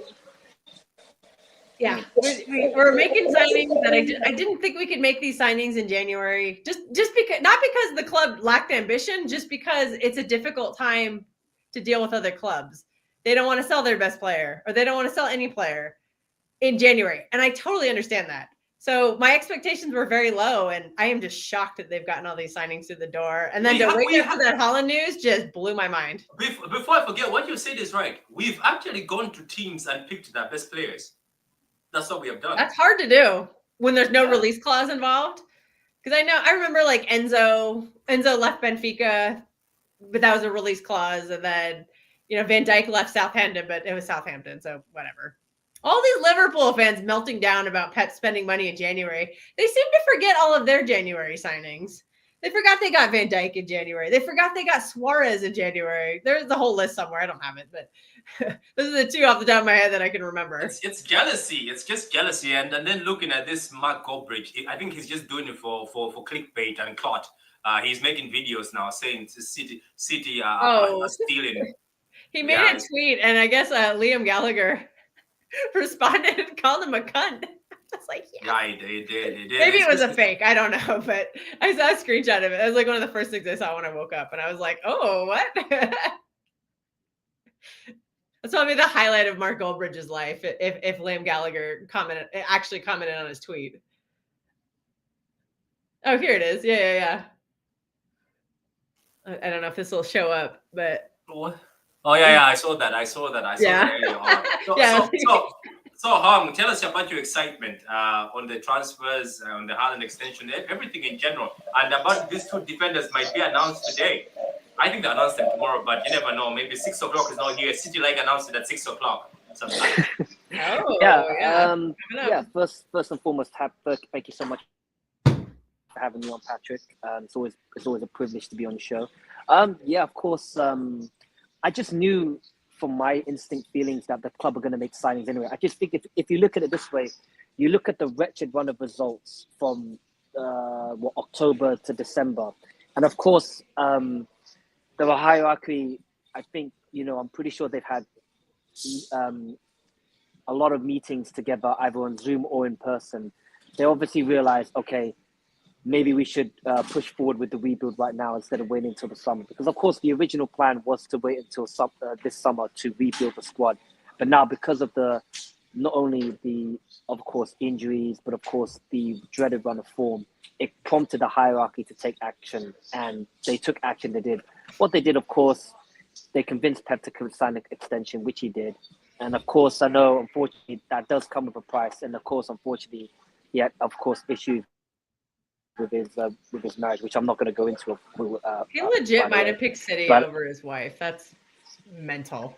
I think, honestly, I don't want to go into it too much because it's not my business personally, but I think that's something for Pep and his family to deal with, unfortunately.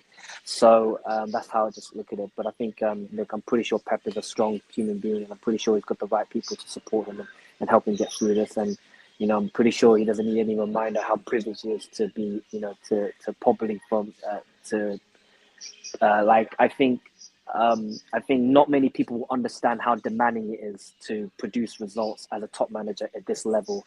And I think not many people will understand it. And if they don't understand it, that's not really Pep's issue. It's more like an issue for the purple people that don't understand. So, but moving on from that, I think, like I said, Pep's extension, now going into the January market, attacking the market with aggression and intent.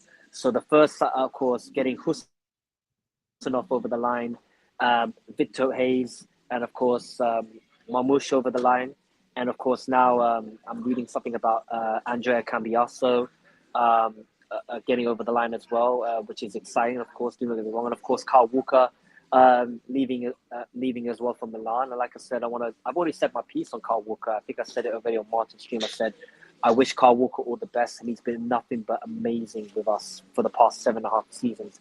But like I said, if when the time is right to move on, the time is right to move on, and this is the right time to move on. I feel for me personally, it should have been done after the treble season, but you know what they say, better late than never.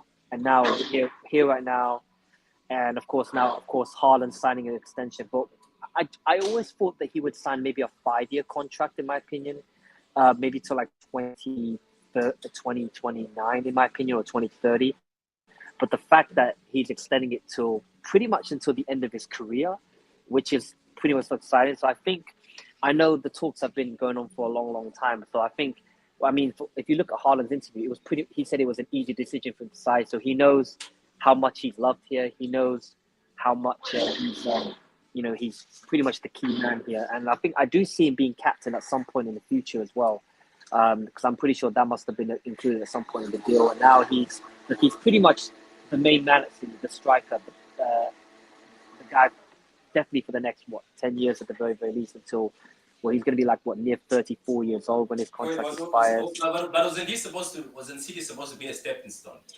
No, I think if you look at it, I have all the bookmarks of all Madrid, of all the accounts from Real Madrid. I've got it all. Barcelona as well included. I'm going to include in that.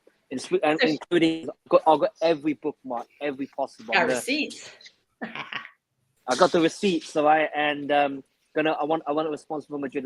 I've got these. I've got and also rival fans saying, I was told when he's first signed back in July, July 2022. I was told by these words. They said he'll only stay for 2 seasons, and then he'll go off to Real Madrid, do his thing over there. And I was like, okay, cool. Let's see what happens. Then and now look who we are now. 9.5-year extension. Big Real Madrid with no release clause. I want to put that in. No release clause whatsoever. So if Real Madrid really want him, you're pretty much gonna have to really break the world record transfer record if you really, really want him. It's because he signed a contract 2034, and the chances of Real Madrid doing that are pretty much next to nothing, because they've already got problems of themselves. Because if you look at it, they have Mbappe, Vinicius Junior, and Bellingham. Because at this moment in time, as we're seeing Real Madrid, their team right now is so imbalanced and so egotistical, and they're just not. I know they're still going to be thereabouts, but I feel for me, Mbappe is going to be the cancer in that dressing room that could really derail Real Madrid's season, not only for this season but for future seasons to come. For me, in my opinion, anyway, it's not something that the whole universe agrees. It's something that I personally see, because I do feel Mbappe could cause a huge problem in that dressing room going forward. Yeah, I never thought that Haaland would play on a team with Mbappe, so I was happy when Mbappe signed for Real Madrid, because I was like, that means Haaland's not going there.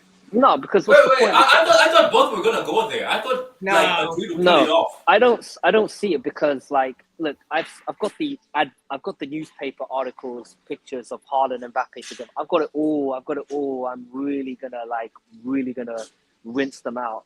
So I've got it all. So I've got it saved up on my. So if I can find it, I'll send it all to you, and then you can just take the Mickey out of it. Because I just say Haaland and Mbappe together. I think about something about Haaland and Mbappe not coming. It's just like I remember I saw a shirt, some shirt with Mbappe number 7, Haaland number 9 at Real Madrid, and I think and also a virtual parade picture of Mbappe, Haaland holding a Champions League trophy. I just couldn't help but think to myself, wow, with so much. Just remember. Yeah.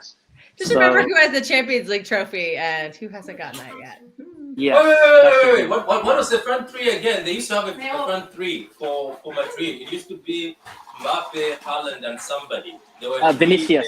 Vinny, yeah, it has to be Vinny. Vinicius. Oh yeah, it was going to be. They move him to the right, probably. Yeah. And now, if you look at right now with Real Madrid. I mean, listen, I know we're both City fans, but I want to talk about what's going on the situation with Real Madrid. I'm a keen observer. Tchouaméni is getting booed out of the stadium. Ancelotti as well. And Mbappe is sort of getting there, but I feel like, and Vinicius is still pissing and moaning about his about coming second place, and and I think for me personally, it's like Mbappe is like I said, he's definitely causing problems in that dressing room for me. Rodrigo is not even happy. He's not happy at the moment because of the lack of playing time that he's get. The same, not only him, but Endrick as well. The Brazil teenager. Because from Endrick's point of view, he thought he was supposed to go to Real Madrid start, but he's been getting a lot of he's been sitting on the bench most of the time rather than because of Mbappe. Yeah. Because if you think about it, when you sign Mbappe, you don't really have a choice but to play him. You can't actually bench him. You have to start him because of his status and all that. But I feel like for me, like I do like Real Madrid are going to win the Champions. I don't feel that they will because I think the imbalance of the starting 11 is probably going to be the reason why they won't win it. They can get away with it though. Like if you look at that Madrid midfield, I think they can pull it off.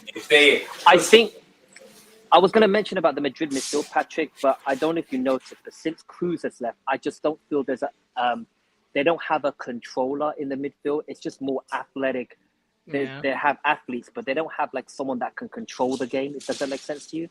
Like Cruz, when he was there, he's the one that controls, slows, picks, maybe speeds the game up, slows it down. They don't have anyone like that. I don't think, for me, Bellingham, Camavinga, or Valverde, they're pretty much high energy athlete runners. They're not controllers for me. That's why. You're right about. Do you know what's the funny thing about City and Madrid? We have what the other side needs.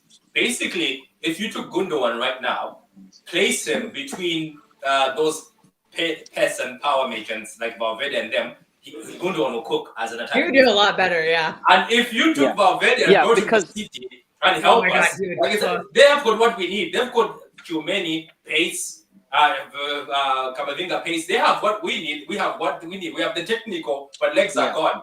They have the athletes, but they're not technicality. Because you look at the recent result. They won 5-2, but it took 3 last minute goals into the end of extra time for them to defeat Celta Vigo 5-2 and to progress to the next round of the Copa del Rey. And I just watched that match and I figured, they need a controller. They don't have anybody that can close games that can close games out. It's just basically. But I says big up Patrick, big up the panel. Hope well.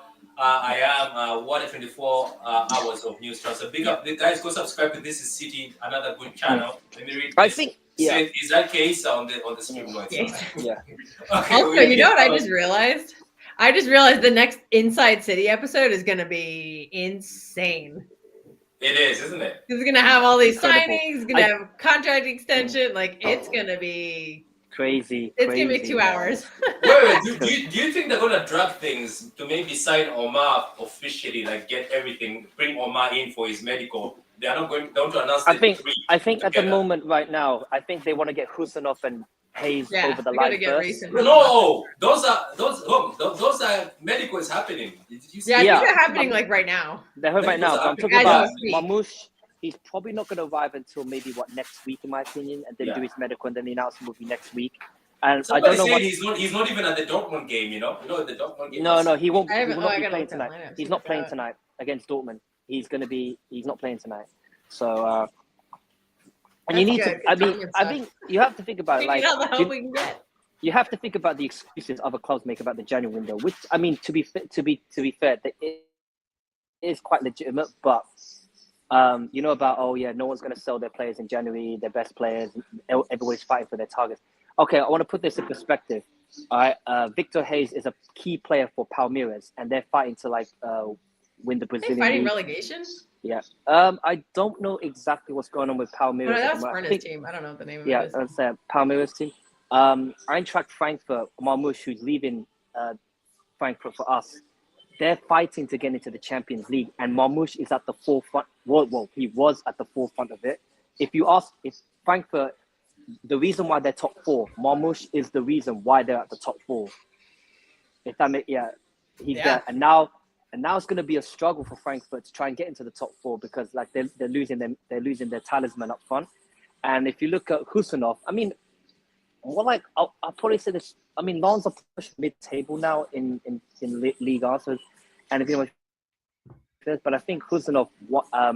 I think what we missed in the defense is a bit of a brutality, a bit of a physical presence. Someone basically that could really rough up the centre forwards, and I feel like we're far too easy to pass through. And I think Husanov is there to pretty much add a bit of steel and power. Look, the seventh Lens is seventh in the table. I mean, they're fighting for Europe, if I'm correct. So something like that. Brazilian. Yeah, I don't know. I would love to say what's going on. I think Palmeiras. I know they were fighting for something for Brazilian. I'm not like. I mean, that's second. That's second. Yeah, and Victor. Yeah, that's second. Yeah. So I. Victor. Yeah, and Cambiaso. Wait. By the way, the Brazilian league is over. 38 games. The 8 games. The new Brazilian league is over. Yeah. So they came second. They just came second. I think they started in May or something. I don't know. And also the Brazilian league is over. They wanted to use March. Victor Hayes for the Club World Cup that we will be competing in. And now now Victor Hayes will be joining us. And if you think about it, I think it does make sense why the January signings happen, especially with these men players. If you think about the Club World Cup, that's pretty much that's between now until the new Premier League season starts. That's pretty much like every time, and I think the Club World Cup games will give us time for the boys to really bed in and all that. And I thought for Cambiaso, he is a key player for not only for Juventus, but he's a key player for Italy as well. He reminds me of João Cancelo, but without the baggage. Yeah. If that makes sense. He said that was his idol too. There was that video of him floating around, getting really excited to get a Cancelo shirt. Yeah, of course. Yes. I mean, So And Cancelo played for Juve as well. He did, yes, he did. And now like Cambiaso is playing, but he's. I look at him, watching him play. He is very much like Cancelo, but the plus side is he's more well behaved than Cancelo. Yeah, so you see it here is this. So before you came in, Kipster was talking about Husanov, that what weakness you have. So Kipster, you're right, discipline, weak. So ball interception, he's very strong. Concentration is very strong. Blocking the ball is very strong. His weakness is discipline. So, Kipster, before you came in, was talking about discipline. That he goes to the ground so fast. Yes, the muscle stuff is impressive to look at on camera, but it might end up to a red card or yellow card. So what do you think? His weakness is discipline. I just think it's just more like he's very passionate in my opinion. And I think under Pep, definitely coach him to use his brain more rather than, but of course it's good to use his muscle, but he has to use his brain a little bit more as well. And I think with someone like Diaz and Ake Stones, they'll definitely help him out and make sure that he, not like calm himself down, if that makes it more like, yeah, you can still tackle, be aggressive, but you've got to do it at times where you feel you need to do it. But I feel like, especially where our defense is pretty much a soft center, where we cut open like a hot knife through butter, I just think someone like Husanov is definitely going to come in and make our back man a little bit more uncompromising and more steel and more robust as well, because we need someone like that as well. And I think I think not only with Husanov, obviously football reasons, but also you have to think it from a marketing perspective, because you think about when he does play, you think about the whole of Uzbekistan is going to be watching City just because of him, because he's there. Not only he's also starter for the national team as well. So he's definitely going to bring a lot of Uzbekistan eyes when City play Oh yeah. as well. So I think we're taking over that country. Yeah, he's incredible. And they have I think 30 million population. 36 million population. Like that's a lot of. We're gonna own that country. And plus the side things like I did my little research. There is a official supporters club in Tashkent, which is the capital city of Uzbekistan. I think it's like 20 members. I think that's going to increase even further and further now that Huzanov is playing.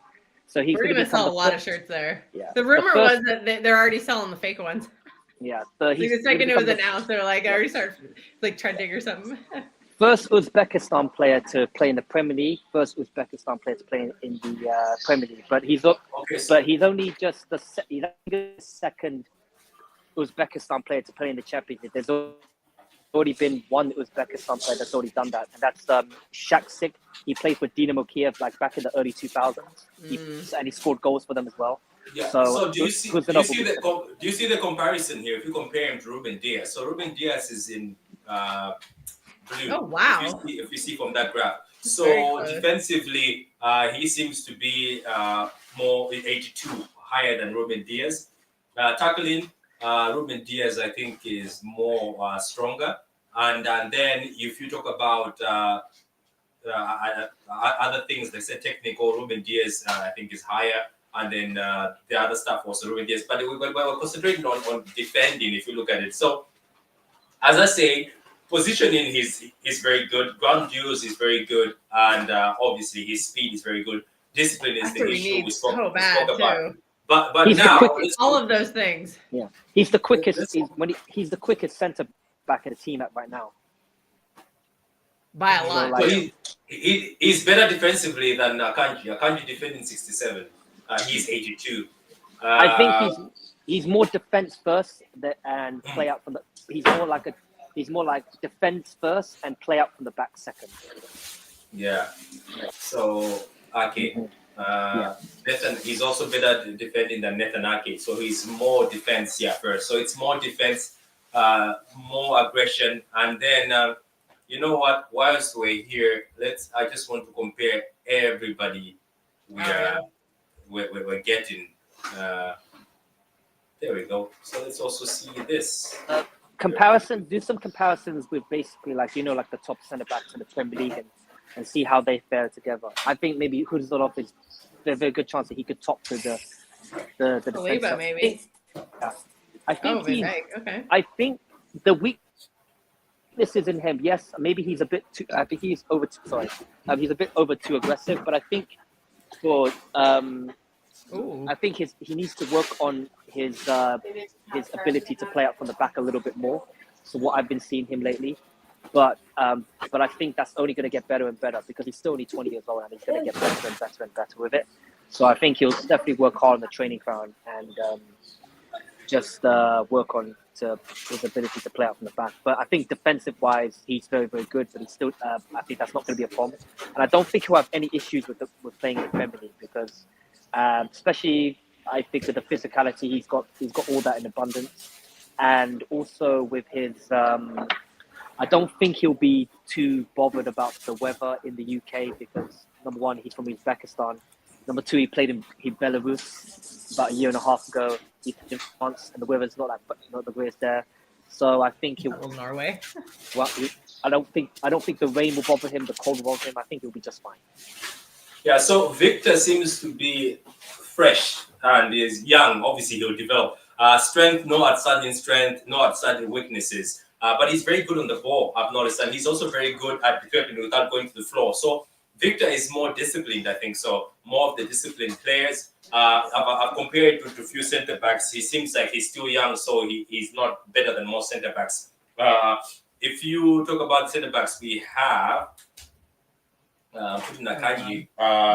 Victor is actually more defending than Akanji, and according to this, also, he's actually more defensive than Ake.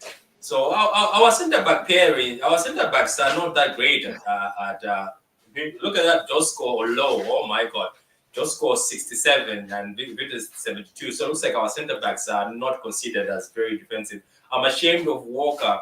Why they leave the club mid-season when you need the club I disagree with that. No, I'm with you. I'm with you, Kel, on this one, because you have to look at it this way. You need to look about what's best for the team going forward, not what's best for the player. Because I think you need to look at the results of when Kyle Walker has played and when he hasn't played. The difference is night and day.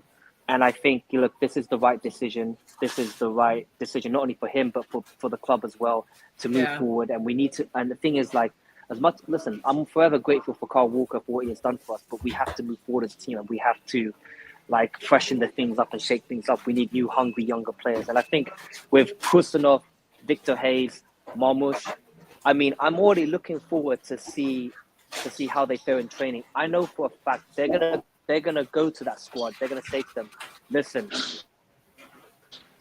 we are gonna show you why we are here. And I'm here to take your place in the team. I'm not here to faff around. I'm here to take your place in the team, and I'm going to show you why in training. And I think I can sense the hunger from Kuzanov, Race, Victor Hayes, and Marmoush. I could just sense that hunger for them. Yeah. We keep forgetting Echeverry. Echeverry as well. Yeah, Echeverry as and well. Oscar Bob. Oscar Bob's going to be chomping at the bit, man. He was ready to cook this season. Yeah. He wants that back. He was going to be our starting right winger at Chelsea. Yeah, 100%. Now, I think they're ready now. I think I could just sense hunger and desire. And I think that's what's severely lacking in the first half of the season. And I just have this feeling in me that the second half of the season will be much, much better, especially with the new guys coming in. And I think we've written just bought players that are in form, isn't it? Players that are in form, so they bring a bit of confidence. And like let's say, for instance, look at Omar here. His confidence is free kicks, which we suck at the moment. Yeah. His penalties are amazing. If you look at it, obviously he's going to take the number 7 kid, which was left by Raheem. His weakness is ball control. Another weakness people used to throw Alvarez with, but I don't think his ball control is that bad. Alvarez's ball control is not that bad. They wanted him for the World Cup, and Akanji's been poor this season, bro. Can't even lie. Yeah, his injury hasn't been great. What about when we face Madrid and Vini Jr.? This is what I keep telling people. This behavior of saying let's keep Walker just because of Madrid and Vini Jr. is the reason why we're in this mess. Is the reason why we're in this mess. So okay, let's compare Omar. Let's go to Omar. I don't know if you've got more time. Omar against fine. Go for it. Against Foden. I would say I would probably say with Marmoush, like from watching him in his breakout seasons before, I would say he's more confident in front of goal, and I think he rarely makes the wrong decision in the final third for me. So that's why he's better at attacking than Foden. Obviously, technically Foden is better, but he's better at attacking than Foden. Foden is better at being creative. But our focus is attacking, to be honest, because that's what we're lacking, isn't it? Attack at Foden. Okay, let's see against Doku. So against Doku, he's better at attacking than Doku. Doku is more creative than him, but technical wise, they say Doku is better. Okay. So don't forget Green. Green is the original player, and then Blue. So who else do we have? Savio, isn't it? Savinho, yeah. Also, we are missing that confidence in front of goal. Like I feel like so many people are scared. Like Nunez the other day in the Brentford game, he looked scared to shoot when he had that like perfect chance. Yeah, and he flipped it. So maybe having somebody is that confident in the squad now, maybe that'll rub off on some other players, like to just shoot the ball. Oh, if you see so far, Kills, what you said and Hong is, if you compare him to our attackers, he's beating them in attack by far. And we need that. We cannot rely. It's not even a discussion about who's the most informed attacker right now. It's not even a discussion. Like if you think about this, we can't keep relying on Haaland to bail us out all the time. I think with Marmoush, they're actually rating him more of an attacker than Haaland, like in attack wise. I probably would say right now, as we're speaking, I probably would say Marmoush is more informed than Haaland. right now. So I compare him to Salah, isn't it? Let's bring in Salah. Yeah, I would say, like, in my opinion, like. Oh my God, Salah is too much. Yeah, Salah's Salah having is a 91. great Salah season, is 90. Salah is like 92. Although a lot of Liverpool fans are whining about Salah. They're like, he's not, like, they're calling him a pen merchant, and like he disappeared in their last game they had when they drew it for us. He didn't do anything. No, it's just yeah, he's been incredible so far, brilliant. I think with Marmoush is like what you're getting with him is like he's gonna bring his confidence, and I think as I mentioned I was speaking with Martin about this the other day, and I spoke about with the other guys. I said to him, like, okay, I acknowledge that when Frankfurt forwards leave the club, they don't tend to do well with their new teams. If I can give you an example, Luka Jovic didn't do well at Madrid, didn't do well at Milan, and now he's back in Fiorentina, if I'm correct. And you look at Kolo Muani leaving Frankfurt, PSG, didn't really line up in PSG. Now he's on loan at Juventus.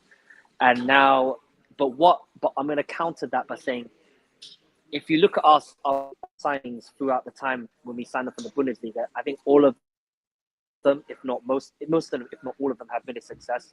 So I don't have any doubts about Marmoush being a success. But I think he'll hit the ground running from day one as soon as he gets here.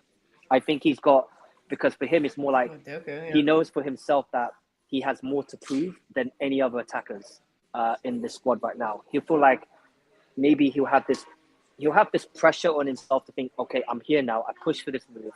He pushed for it, yeah. Yeah, now I've got to prove. You were saying that before you came on. Yeah. I think now he needs to prove to all the attackers at City, I'm better than all of you, and I deserve to be here. Yeah, and I'm excited for that attitude too. I think that's gonna light a fire under a lot of players too, because like just feeding off of that energy, like that positivity, that like I want to be here. I left a great situation that I had in a league I was familiar with to come here. If you think about it, like it's gonna be so exciting to watch. Marmoush is leaving Eintracht Frankfurt in the middle of the season, fighting to get in the Champions League, and now he's leaving for City to not only try and get into the Champions League, but maybe hopefully have a very good ending to the season at the moment, which is I think I need to reserve my judgment at the end of the window and see what's achievable at the end of the season. But I'm gonna keep my lips very tight on this one for now. I just want to see the first game for all you guys coming in, and hopefully they can hit the ground running from there. And and then we'll just go on from there as well. Because right now, I think, I have this feeling of me that these guys are just hungry and ready to go, and really just basically say to all these guys, listen, we're not messing about no more. I think it's all just positivity going forward now, and I think it's.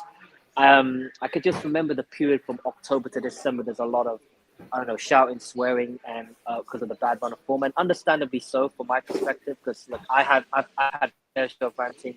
I'm sure you did as well, Patrick. I'm sure you did as well, Kel, as well. So it's been hard for me, because my main concern is that Marmoush plays in a two-man with a high technical striker.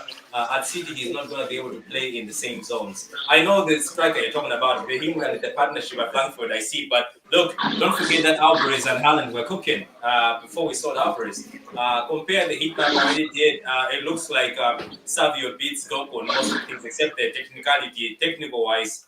Doku seems to be higher than most of the attackers we have at the squad. Also, a decent amount of Marmoush goals come from counter-attacks. I think we're going to start countering more. I really do. Yeah.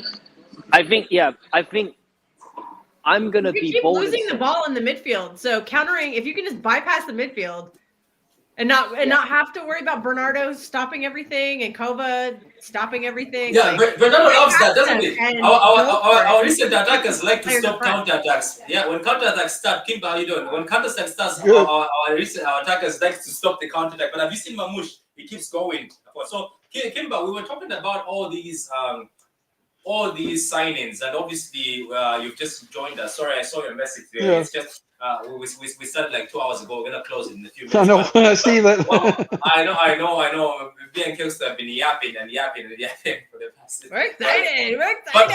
But you know what? Fair play to us. We've kept about 1,000 people entertained. There's about 1,000 people now watching. So we have 1,000 people entertained. So fair play to all you 1,000 people. So what's your opinion on all these transfers coming to City? And it looks like we're going aggressive for that right back, left back from Juventus. Well, no, I'm happy with all the signings. I'm still surprised with, of course, in regards to, like you mentioned too, the DM. We still don't have a new DM, which is kind of the one thing we wanted for the longest time. But at the same time, I guess they have their reasons for why they have not done so. But I mean, I think all that is happening now with the new contract signing of Haaland and Marmoush that is coming in, and the other players here.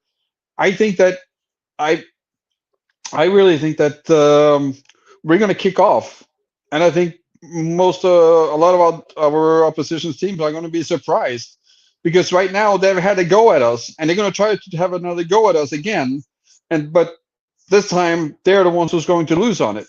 I think, and we were talking about this counter attack. I think that we will do more of that too, or see more of it, because other teams are going to start to think that they can have a go at us and bigger chance of winning. But I think that's going to change quickly, though. Doesn't Kimba, doesn't it annoy you because there's only a few players in this team so far. There's Haaland, there's Doku, and there's Savinho. I don't know if you've watched them. When Doku and Savinho, obviously, and KDB, Doku, Savinho, KDB, when they have the ball on the counter, I don't know if I'm saying this wrong. Every time you watch them, when Doku drives into the middle and he has the ball, you know it's going to be a forward pass, and the counter won't stop. We have players in this team, like Foden, especially. Foden used to, I don't know his mentality where it went, maybe Pepnized him or pepped him. Because Foden used to do the same. Foden will not pass forward. They will hold the ball. And you're like, oh my God, it's three versus one. There's one defender. Please don't hold the ball. Even Bernardo Silva is the most famous one who likes, when there's a counter, he holds the ball and he waits for people. That behavior, Jesus had it a lot. If Jesus loved it, Raheem sometimes in counters loved it when Sané left. I love these players like Savinho and Doku and Haaland, especially. Have you seen Haaland? When it's a counter, Haaland doesn't hold the ball. He's looking straight. We have. This is what I told people when I told them we have so many similar players sometimes at City. That's so similar. When there's a counter, they stop it. How many times have you shouted at the TV? It's a counter. Finish it. They never finish it. I think I could make a catalogue of how many times we've missed opportunities on the transition. I mean, this season alone. I've seen 2-3, 4 for City, 4v2 for I City, probably would say somebody stops it. With Marmoush. But here's what I think. No, sorry. That's what I think is so wrong for us that too often our own fans, they have done is criticize our defense. When I feel that our offense have been just as bad as our defense. It doesn't really help when we can't score goals. How are we going to win a game? And saying that, it's the defense goals. Then we would have end with a 0-0. Is that any better than winning? We need to win. That's the thing. And we've been wasting way too many chances. But I also think that when you look at it, But now I feel that Savinho is really starting to get into his place. He's scoring goals now finally. And and I believe that he is a bigger threat than Doku. I feel. 110%. I can't disagree with you more. I can't agree with you more. My apologies. I can't. Savio's more polished than Doku by a lot. Yeah, that's the thing. I probably would say polished. And you've always seen the signs with Savio. Like, we knew he just needed that one goal. Yeah. He was always doing the other little things. And sometimes I think Doku is lacking those other things, like it's the crossing accuracy. I mean, the crossing. Thank you. The crossing. Doku's crossing has to improve. I think his crossing, his finishing though is more lucky than Savio in finishing. But if Doku ever just found a way to just cross and come down when it's time to cross, he'll be trouble. I think he would be trouble. But I think he's young, and him and Savio, that's why I love him and Savio. They are young, and the thing is, they're both lacking something that will eventually come in, isn't it? The reason why sometimes I don't give pardon to players who are 28, 27 is, my friend, you're 28. Where are you going to go? If you can't score at 28, it's a big miracle for you to... I've only seen midfielders like Fernandinho become next level at 20, because midfielders can do that. But if you're a winger and you're 28 and you're still bad, technically, at 28, I don't think there's a lot of improvement. Like, look at now Rashford. Rashford is 28, 29. 27. Yeah. And now Rashford, we used to tell him, Rashford, you're gonna have to. It's not about always pace. You're gonna have to be technical. Look at Rashford now. He's liability. You can run out of town. Yeah, Ahmed is more technical and more settled. So Doku is 21 years old. The crossing 22. 22. The crossing we've seen it a bit, but if he gets a better way to cross, like the way Riyad Mahrez used to, because let's not forget the comparison. Even right now, people are gonna laugh at me. The comparison for these wingers is still Raheem, Riyad Mahrez, and Sane. These are the three wingers they have to catch up to. Because as bad as Raheem, we used to say Raheem this and that. I'm sorry, Raheem Sterling saved our asses so many times, and Raheem still did better. And when Raheem left, when go ahead. No, I was going to say Raheem was amazing. When Raheem didn't let his head get in the way, he was perfect. But as soon as he let his head get in the way, he could never score. He could be an open goal and he would still miss because his head got in the way. It was just oh, it used to bother me so much. But these players are terrible. But are these guys as good? But are these guys are still not as half as good as them right now? Those Raheems, Patrick, I agree with Sterling. Yeah, go ahead. I was going to say to you about Sterling is like, I'm going to agree with like Patrick has Sterling was amazing. I probably would say his downfall started when he missed against Lyon. For me personally, I think when he missed, I think his confidence went absolutely to the floor, because not only it affected himself, but it affected the whole team going forward. And I think Pep lost confidence and trust in him when he missed against Lyon, and I think that's what eventually that was bad. That miss. Yeah. If you guys want heartbreak, Hipster, go watch that miss. It was an empty goal. There was no pressure. Oh, I remember. There was no defender. I remember. There was no defender. There was no pressure. It was an empty goal. Keeper was gone. All defenders were gone. It was empty. All you had to do is, even if he just put his leg here, it could have just gone in. But what he decided to do is he leaned back and he wanted to slice it in. Yeah. Yeah. So I just feel yeah, but Kipster, my line, Kipster, I want to hear your opinion on this, but am I lying that it is players we are still comparing, we're looking for them to hit the Sane, Raheem, and Mahrez. Now, Riyad Mahrez, I think, is a bit of a big ask, because Mahrez was just next level. Because Mahrez was just... Yeah. I was seeing... But I think... I believe Savinho is the closest one to getting up to Mahrez level, I believe. He's much easier than Mahrez too, and more athletic as well. Nice. He's more athletic, because I think if you look at Mahrez, he's more like, he doesn't have the pace and he doesn't have the physicality, but I think his technical ability and his football IQ compensates for that, and that's why he was able to get the numbers that he did for us as well during his time with us, and his big game moments. And that first touch, I think that was the silkiest thing I've ever seen. His first touch, okay. Yeah. So Savio has hints of that though. He's had some first touches where I'm sure if you look on my Twitter feed, I'm commenting during the game. I'm like, oh, Savio. That's right. Oh yeah. Gibson, you're right. As soon as Savio starts not hitting the post and scoring those goals, we're good. So guys, we are on the 2-hour mark and we're gonna cut it here. Kimba, we're gonna do another stream. As I said, we will be just doing random streams where we just yap like this. It looks like people. So we've got 1,034 people. So thank you very much for the 1,034 people. It's quite amazing. I'm very shocked that 1,034 of you have been watching us.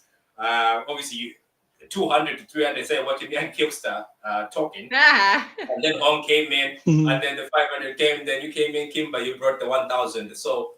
Let's say Rashford is technical. His problem is low football IQ. No, I just feel like this is my opinion. Rashford. Yeah, do you know what I think about Rashford? I think Rashford is a good football player who never had the right coaches and managers, because he's been thrown around, hasn't he? Yeah. He's Oli. He just gets thrown around. So he's never. Yeah, that's what I'm saying. He's never had a manager. Go ahead. He's always been. To me, he's been on and off. He's either been on or off, and usually it's for a period of times. It's like, he's 1 month or 2-3 months he's on, and then all of a sudden he's off. And yeah, I agree. I think it's the I don't managers agree with this behind it. statement. I don't agree with this statement. Hong also doesn't agree with this statement. Hong, we watch Barcelona. This statement is a lie. This thing No, of saying Pep absolute Guardiola bollocks. forces people to hold the ball, and no. This is backing up for Grealish. This is a backup for Grealish because I know where this is going. Yeah. Nobody is If you- forced in this team to hold the ball. Just To hold the remember, Pep's job is to get the team into the final third. The player's job is to finish the play in the final third. That's what they do. If Yeah. you look, I want to give you an example. Is like, obviously, you look at the numbers in Pep's first season at Barcelona of the forwards. Look at Messi. Was it Messi, Eto'o, and Henry? I mean, the numbers were incredible. The following season, Pedro Rodriguez just took over the mantle from Henry and just stepped up another level as well. And it just obviously, and then David Villa came in. And I think I remember this is like you have, and also Thierry Henry still is it cat produce time? amazing. But I was going to say to you about I think I shared you this story already. I think I'll share it again, like for the viewers that don't know. Thierry Henry explained on Sky Sports that if you don't listen to what Pep says, you will be in trouble. So what? And he was talking about the away match against Sporting Club de Portugal in the Champions League. Oh, He was saying party. they were 1-0 up and Thierry Henry scored. Pep just told Tom. He took him off to stay in your position. Yeah. He stayed in your position, and when he decided to join Eto'o and Messi up just to play football, Pep went absolutely ballistic on Henry. It was like, Henry, what the flip are you doing? And half time, dressing room in, he went to Henry, you're out of here, and he put Pedro Rodriguez on in the second half. And Thierry Henry said to Pep, "What did I do wrong?" He said, "You did not stay on your line. You didn't do what I asked you to do. So you're going to sit on the bench. You're going to watch Pedro Rodriguez in the second half, and you're going to see how it's done." And we were like, "All right, fine." Yeah, but it's not about just staying on the line, though. Yeah. Yes, you can stay on the line, but he still wants you to dribble, isn't it, Hong? Yeah, This exactly. is what people should not understand. Because I remember David Villa. Remember David Villa was turned into a winger. He was taught to hold his weight, but David Villa was able to dribble into. So go ahead, Hong. Mm-hmm. And I was going to say to you, like 08-09, only finished the season with 26 goals in all competitions. David Villa in 10-11 finished the season with 23 goals in all competitions. Okay, and Pedro Rodriguez, I think 23 goals as well. So I think the thing is, like, they can score, they can finish, and they know in the final third, they know they have the ability to finish off the chances. And I just think for Jack Grealish, I just think in his mind, he's just so afraid to lose the ball. He's afraid of letting the team down. Yeah. And I just don't think he's got this confidence in him to finish off chances. I disagree, Patrick. I disagree. Right. And the data doesn't lie. You know, people talk about Jack at Villa. Go take a look at his numbers at Villa. They're very low. Thank you very much. It's a myth. He's never been a goal scorer. He's never been a goal scorer. So, also, sorry, I interrupt really quick. Marmoush is not with the squad today for Frankfurt. Go. Before you came, Hong was exposing that. He was exposing people that Pep Guardiola has never told anybody to hold the ball. And then Hong was giving people an example of Barcelona, which he was like, look at the goal score. So Hong was right. So Pep Guardiola never tells anybody. Yeah. Hong is right. He's absolutely correct. I respect him for that. He's correct. The guy is just not good enough. I'm sorry. You know, people make this thing. Listen, I got nothing against this guy. My only problem is that the standards the likes of Raheem Sterling and Leroy Sané have set is what I'm judging this guy by. Riyad Mahrez also. Right? Riyad Mahrez, Raheem Sterling, Leroy Sané. That's the standard we're talking about for wingers. Even Carl, you can even add Ferran Torres. That's how bad it is. Even Ferran Torres, right? Even Ferran Torres. That's the level. I don't want a winger who's a holding midfielder. Right? You get the ball, final third, you can't dribble, you pass it back. You get the ball, you can't do a step over, you pass it back. You can't take a play. Even my little 8-year-old kid says, "Dad, what's going on with you? Why can't he take a player on?" I don't know. No. Dude, even my I have nothing against the guy. My only issue is that, listen, bro, Pep, if this guy can't finish and final third, play me midfield. Give him the number 8 role. I agree on the midfield. I think he has to go back into midfield. What are you saying, Hong? I was gonna say to you, like, I would say because I like to think going forward, I don't think we're gonna see Grealish on the wings. Period. I think he's gonna stick with Savinho on the left, and I think Oscar Bob, of course, coming back in from injury, and I think Omar Marmoush is probably either going to play either left wing or striker or right wing, depends on this, on what situation he wants to. And I think Marmoush is, if you look, his numbers don't lie. 19 goals. Is it 19 goals and 12 assists? 20 goals and 12 assists, if I'm correct. And I think he's going to carry that form into the City because he knows himself. Like Omar Marmoush knows himself. The pressure is on to deliver, to replicate his Bundesliga form into the Premier League. And I've got no doubt in my mind he's going to replicate his form because the fact that he pushed for the move, the fact that he kept on, persisting for it, and I know he's good, and he knows he has to deliver, and he will deliver from day one, 100%. And I've got every faith in Marmoush will probably like give opponents something to think about because they'll put 3 markers on Haaland, but that's the spells trouble. You're just going to give Marmoush. You can't with Marmoush. You can't with Marmoush because even in the Bundesliga, I don't know if you've watched Kimba. Kimsa, I'll give you the mic after. So even Kimsa, I don't know if you've watched this. They have to have 2 players on Marmoush because they have to get the ball off him. So if you're going to Haaland, if you leave Marmoush as a left winger, he's going to shoot from outside the box. This was so. Go ahead, Kimsa. They might low block us again now because they're not afraid of us anymore. So there's been no more low blocks, but now they might start being afraid again. That fear factor is coming back. But have you seen what he does? Love that this guy. I think I do. I'm sure they will start playing low blocks again, but I think I still believe that it will take at least 4 or 5 games before they will realize, oops, we need to start playing low blocks now. Yeah. So and we're used to playing low blocks anyway. So. Well, we have Spurs coming up. They are not going to play a low block. No. And I think we have Brighton coming up in a couple of weeks. I would like to see Marmoush against Spurs. I want Spurs to do what they do against us with Marmoush and players like this. And you know what? Against Spurs, I shouldn't see. And I know Carl hates this, and even Hong, I think you hate this too. Against Spurs, this behavior where when we play Spurs, Pep decides to put Foden and Bernardo Silva as the wingers. He puts people who are not pacey. Spurs have a high line. Why don't you put Doku, Savio, Haaland against them? Tell them running behind them. Have you noticed that? Every time he plays Spurs, he puts Bernardo Silva as a winger. I think he's just afraid of getting countered by them. That's pretty much the reason why. But then this is the because part they're good about at counters. Yeah, but this is the evolution. But if you go toe-to-toe with them, but Patrick, this is the evolution of Pep that I don't like. And it's okay to criticize the manager. Pep is not a god, right? He's not God, right? This is the evolution of Pep I don't like. Because I remember Barcelona, Messi, Villa, Pedro. I remember Sane, Sterling, Aguero. Listen, the fact that you want to treble with this control thing doesn't mean that the football is exciting. Why do we watch football? Is it just to win a trophy? I enjoyed 17, 18, 18, 19, when we were dynamic and explosive and teams were afraid of us. Now we want to control the game for what? We have the ball going forward and transition. We stop and cart it back and wait for everybody to arrive. Why? It's boring. It's boring. I think we're going back to 17, 18. I like to think so Bob, too. Give me 17, 18 again, man. Foden, woo. Give me 17, 18. Wait. But it's also, but I believe also that the other teams are also getting better and they're getting better at the counter.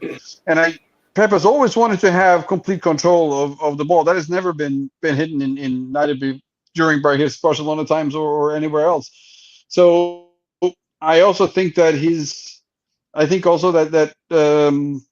too often too many teams have been playing low balls. If you or basically have But if you look at lately, because our defense have been so weak, they have been able to get at us and take chances at us. And I think that yes, we have lost, but the games have been more exciting because the teams have decided not to be afraid of us too. I think that helps a lot also. So it comes back to what you say, that the only issue we've had is we have lack of killers. Because teams are not scared of us. But we have no killers. So. Yeah, that's why Marmoush is going to come in and add that killer instinct up front. I think he's, like I said, he's got a point to prove when he comes in. Oscar well, Bob will. I think Oscar Bob will do the same thing too. And Yeah, Savinho this as is well. why I don't. This is why I think Pep Right, Guardiola should Bob. consider. Yes, should consider Grealish back into midfield, and I think it's about time to just put him back into midfield, and then he creates for these fast wingers. Because I don't. If there's Oscar Bob, Savio, Dorku, and Marmoush, I don't see where you put Grealish. You're just to be in the making him look midfield. bad. Even don't put Bernardo Silva in the wings because you're just gonna make them look bad.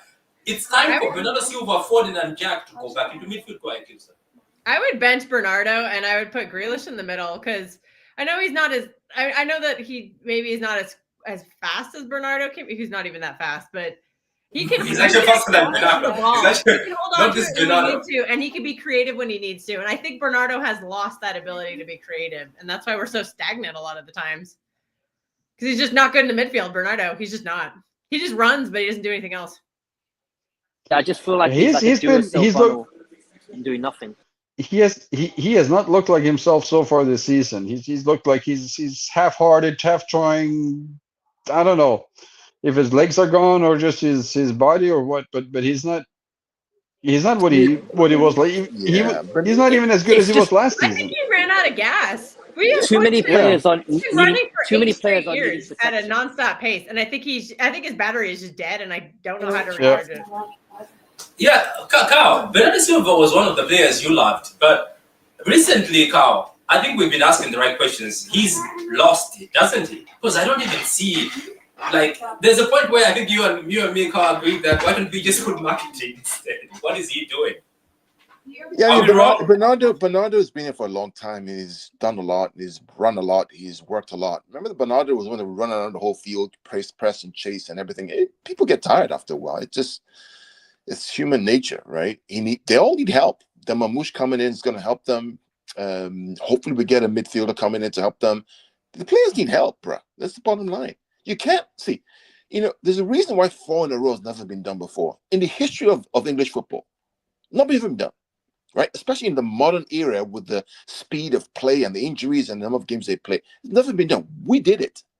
And you expect the same squad to go again without any signings? That's why we are where we are. Because Pep and the board got it wrong in summer. They thought we could go again with the players that we have. We just can't. I'm glad to see that they've changed their mind. They've changed their mind and they're trying to address it now. He even admitted that it was a mistake not to sign any players in the summer. They got it wrong. They got it wrong, and rightfully so. They've said, "Okay, we're gonna fix it." I never expected them to actually, for Pep to actually admit that they made a mistake by not signing any more players than they did. Because everybody knows. Everybody, all the City fans know. We see the game. But that doesn't mean that they're going to admit it. I'm just saying that I was surprised that he actually came out and admitted, "Oops, we did a mistake. We should have signed more." I'm not surprised. You know why I'm not surprised? Because they're honest, good people. They're good people. Yeah. And people make mistakes. We all make mistakes, right? We make dumb decisions because we think through arrogance or through self-belief or through whatever it is. We make mistakes and then we own up to it. And that's how you move forward, right? And that's what they're doing right now. I still want my CDM. That's the piece I'm looking for. I'm waiting. Yep. Everybody is waiting for who it will be, if it will be. You know what? This is what I'm saying. Just get Douglas says the fact you all paid less for Marmoush and PSG for Colomwani. Yeah, I remember. I heard we paid less than Colomwani, but Colomwani is off now. Colomwani has been signed by Juventus on loan. Juventus on loan. Yeah. Juventus, please just give us Douglas Luiz. I beg. Please just send him this sign. I just want something. Cambiaso.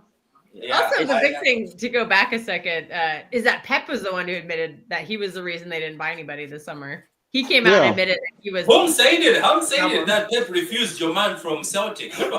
Yeah, because he was. I was listening to Sam Lee's podcast, Let Me Talk, and he was basically saying, like, Tiki was basically badgering at Pep the whole entire summer. You need to sign someone. He was making go. Pep just shot him down. Basically, Pep just shot Tiki down every opportunity he felt he could win it. And of course, it took injuries to make him realize that it was the wrong decision. So he swallowed his pride. I think we all owe Tiki an apology because we were all crapping on Tiki and we didn't realize that he wasn't the problem. It was Pep. And now Tiki's obviously, now Pep has given Tiki his blessing to fix the situation in January. Now look, with Husanov coming in, Victor Reyes, Omar Marmoush, the possibility of Andrea Cambiaso, whether that will be done or not, I'm not too sure. I know I've been seeing reports that that's on the verge of getting done. I'm not too sure whether they'll get the central defensive midfielder that we're all looking for. That remains to be seen till the end of the window. But look, the signs are going, especially with the Club World Cup going to happen in July, and I think that it gives us time to bed in. And I think we're definitely going to see a whole new look City and I think a more hungrier City going forward. Like I said, training is going to be incredible, especially with the new guys coming in, showing to people, as I was mentioning, that these guys are going to come in and say to the City squad, I'm better than all of you in your position. I'm going to take your spot and I'm going to show you why I'm here. And we are going to fix this situation that we're in right now. Thank you. I think that's on that note, we're going to close because we've gone on the 2 hour mark. 2 hours 16. So Kipstead's 2 hours 16 minutes. I told you. Well done. I mean, I went for a meeting. I came back. You guys were still on. I couldn't. I know, but because we've got 1,123 people watching, and we didn't want to let them down. So anyway, I appreciate you all guys. Just one thing. I just want to say one thing to all the people who's still watching to come back for Rater Games TIA is tonight too at 9:00 or 8 p.m. UK time. My save list. I listen to that when I work. I usually do it after the fact because. What's that? Oh, I always listen to Vader streams like. Vader. Vader's having a stream tonight too. I'll be there. He might. I'll talk to him. So if Kipster is up for it, because poor Kipster, she just woke up and she's. I woke up 3 hours ago. It's fine. Yeah, so I did get a hold of Vader though, so he has my contact info. Yeah, so we chatted a little bit. What do you call that again? We'll bomb Vader's stream. We'll just jump in there. Maybe, yeah. I have his number now, so I could. No, don't worry. I'll text him. I'll send that me and Kipster will come in there. But anyway, let him know. I don't know what time he starts, but I could try to jump on. So guys, go to Vader's stream. Is it at 8:00? 8:00 UK time. Okay, yeah, that's an hour and a half. Yeah. Okay. Yeah, so I could probably jump on for a little bit. So all 1,000 of you, 1,000. Just remind him. Go just join. Yeah, but anyway, guys, I'm cutting it now. We were supposed to do 30 minutes, and now it's 2 hours 18 minutes. It's an exciting time. We might as well talk about it. There's nobody else on right now. I think it's incredible. Incredible, and I just want to say, like a good big, I think Tiki deserves all the respect for getting these guys over the line now. Now it's just basically waiting for all these guys to bed in and just go on from there. We just have to wait. I mean, look, Haaland signed until 2034, which is I didn't think that's just ridiculous. I thought 115 months. I never thought we would give a contract out that long. Yeah, I know. Just think it's because 9 years. 9 years. He signed for 9 years. He's going to be. He signed for 9.5 years. He's going to be 30. Haaland will be 34 years old when his contract is done. He's going to demolish Alan Shearer's record. Yeah, and he's going to get 500 Premier League goals. 100%. And also, I was going to say to you, not only he'll leave City as the all-time Premier League goal scorer, he will leave City as the all-time UEFA Champions League goal scorer and the all-time Manchester City goal scorer. Wait. This means did he already account? Did he already break Aguero's record as the club's all-time goals? No, he didn't. No, Aguero is on 260. Haaland at the moment is on 119. 119. Haaland is already on 190 and Aguero is 260. 19. That's like less than 3 seasons. Yeah. Okay, so unplayable. Guys, on Twitter, before we cut, we're going to keep playing this video the whole week. We're playing this video again. Get down on your man right now. Get down. Make money and shine. Make money and shine. Say it again. Make money and shine. Say it again. Make money and shine. Say it again. Make money and shine. Say it again. Make money and shine. Say it again. Make money and shine. You can do better than this. Make money and shine. Say it again. Make money and shine. Say it again. Make money and shine. Say it again. Make money and shine. Say it again. Make money and shine. Yeah, that's us this window. Make money. So on that note, guys, thank you very much, Kilster. Thank you very much, Hong. I hope you enjoy the rest of the work, and thank you for coming on during your break. Carl, I appreciate it. I know, Carl, you're doing work, but I appreciate you for coming. Kimber, I appreciate. Hopefully, we see you later on and better show. Definitely. But guys, don't forget Better Games at 8 p.m. UK time.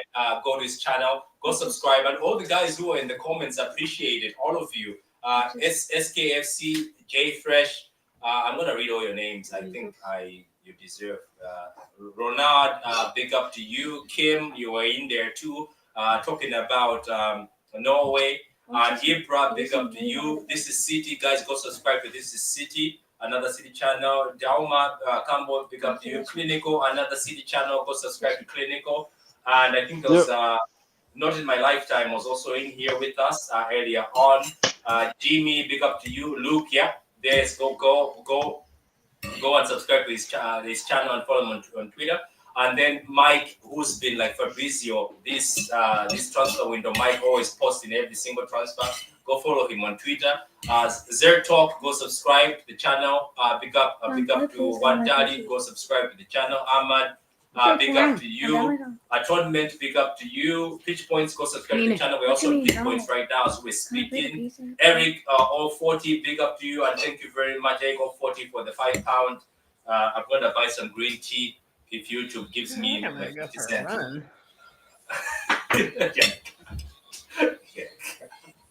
Celebrate good times. Come on. Damn, the biggest happy club in Manchester. Hello. I think I know who you are. I think even Kipster knows who you are, but I don't. So I think Unless it's Martin's alternate ego or Blue Town. I think this is Tone. I think this is Tone. Tone, yeah! We miss you, Tone. We miss you. Fasten your seatbelts. Fasten your seatbelts. The second half of the season is going to be so much fun to watch. No. There might be some frustration. We have to remember these young players are going to take time. Like Kusanov and Victor Hayes are going to take time. Marmoush might take a little time too, but I think those last 8 games of the season are going to be. I think that's going to scare the absolute daylights out of the rest of the league because it's going to be the preview for next season. Like once it clicks, 100%. Yeah, the entire Cut the show. I'm done. Take me off. Take me off. Cut the show. Go ahead. Hopefully, yes. Just gonna. Go ahead. Blocks, yeah. Oh God. Okay. So before we go, we also. I need that. We need that. So anyway, guys, on that note, it's goodbye. But also let's play the rival fans. I am in severe pain. Yeah. So anyway, on that note, it's goodbye. I know.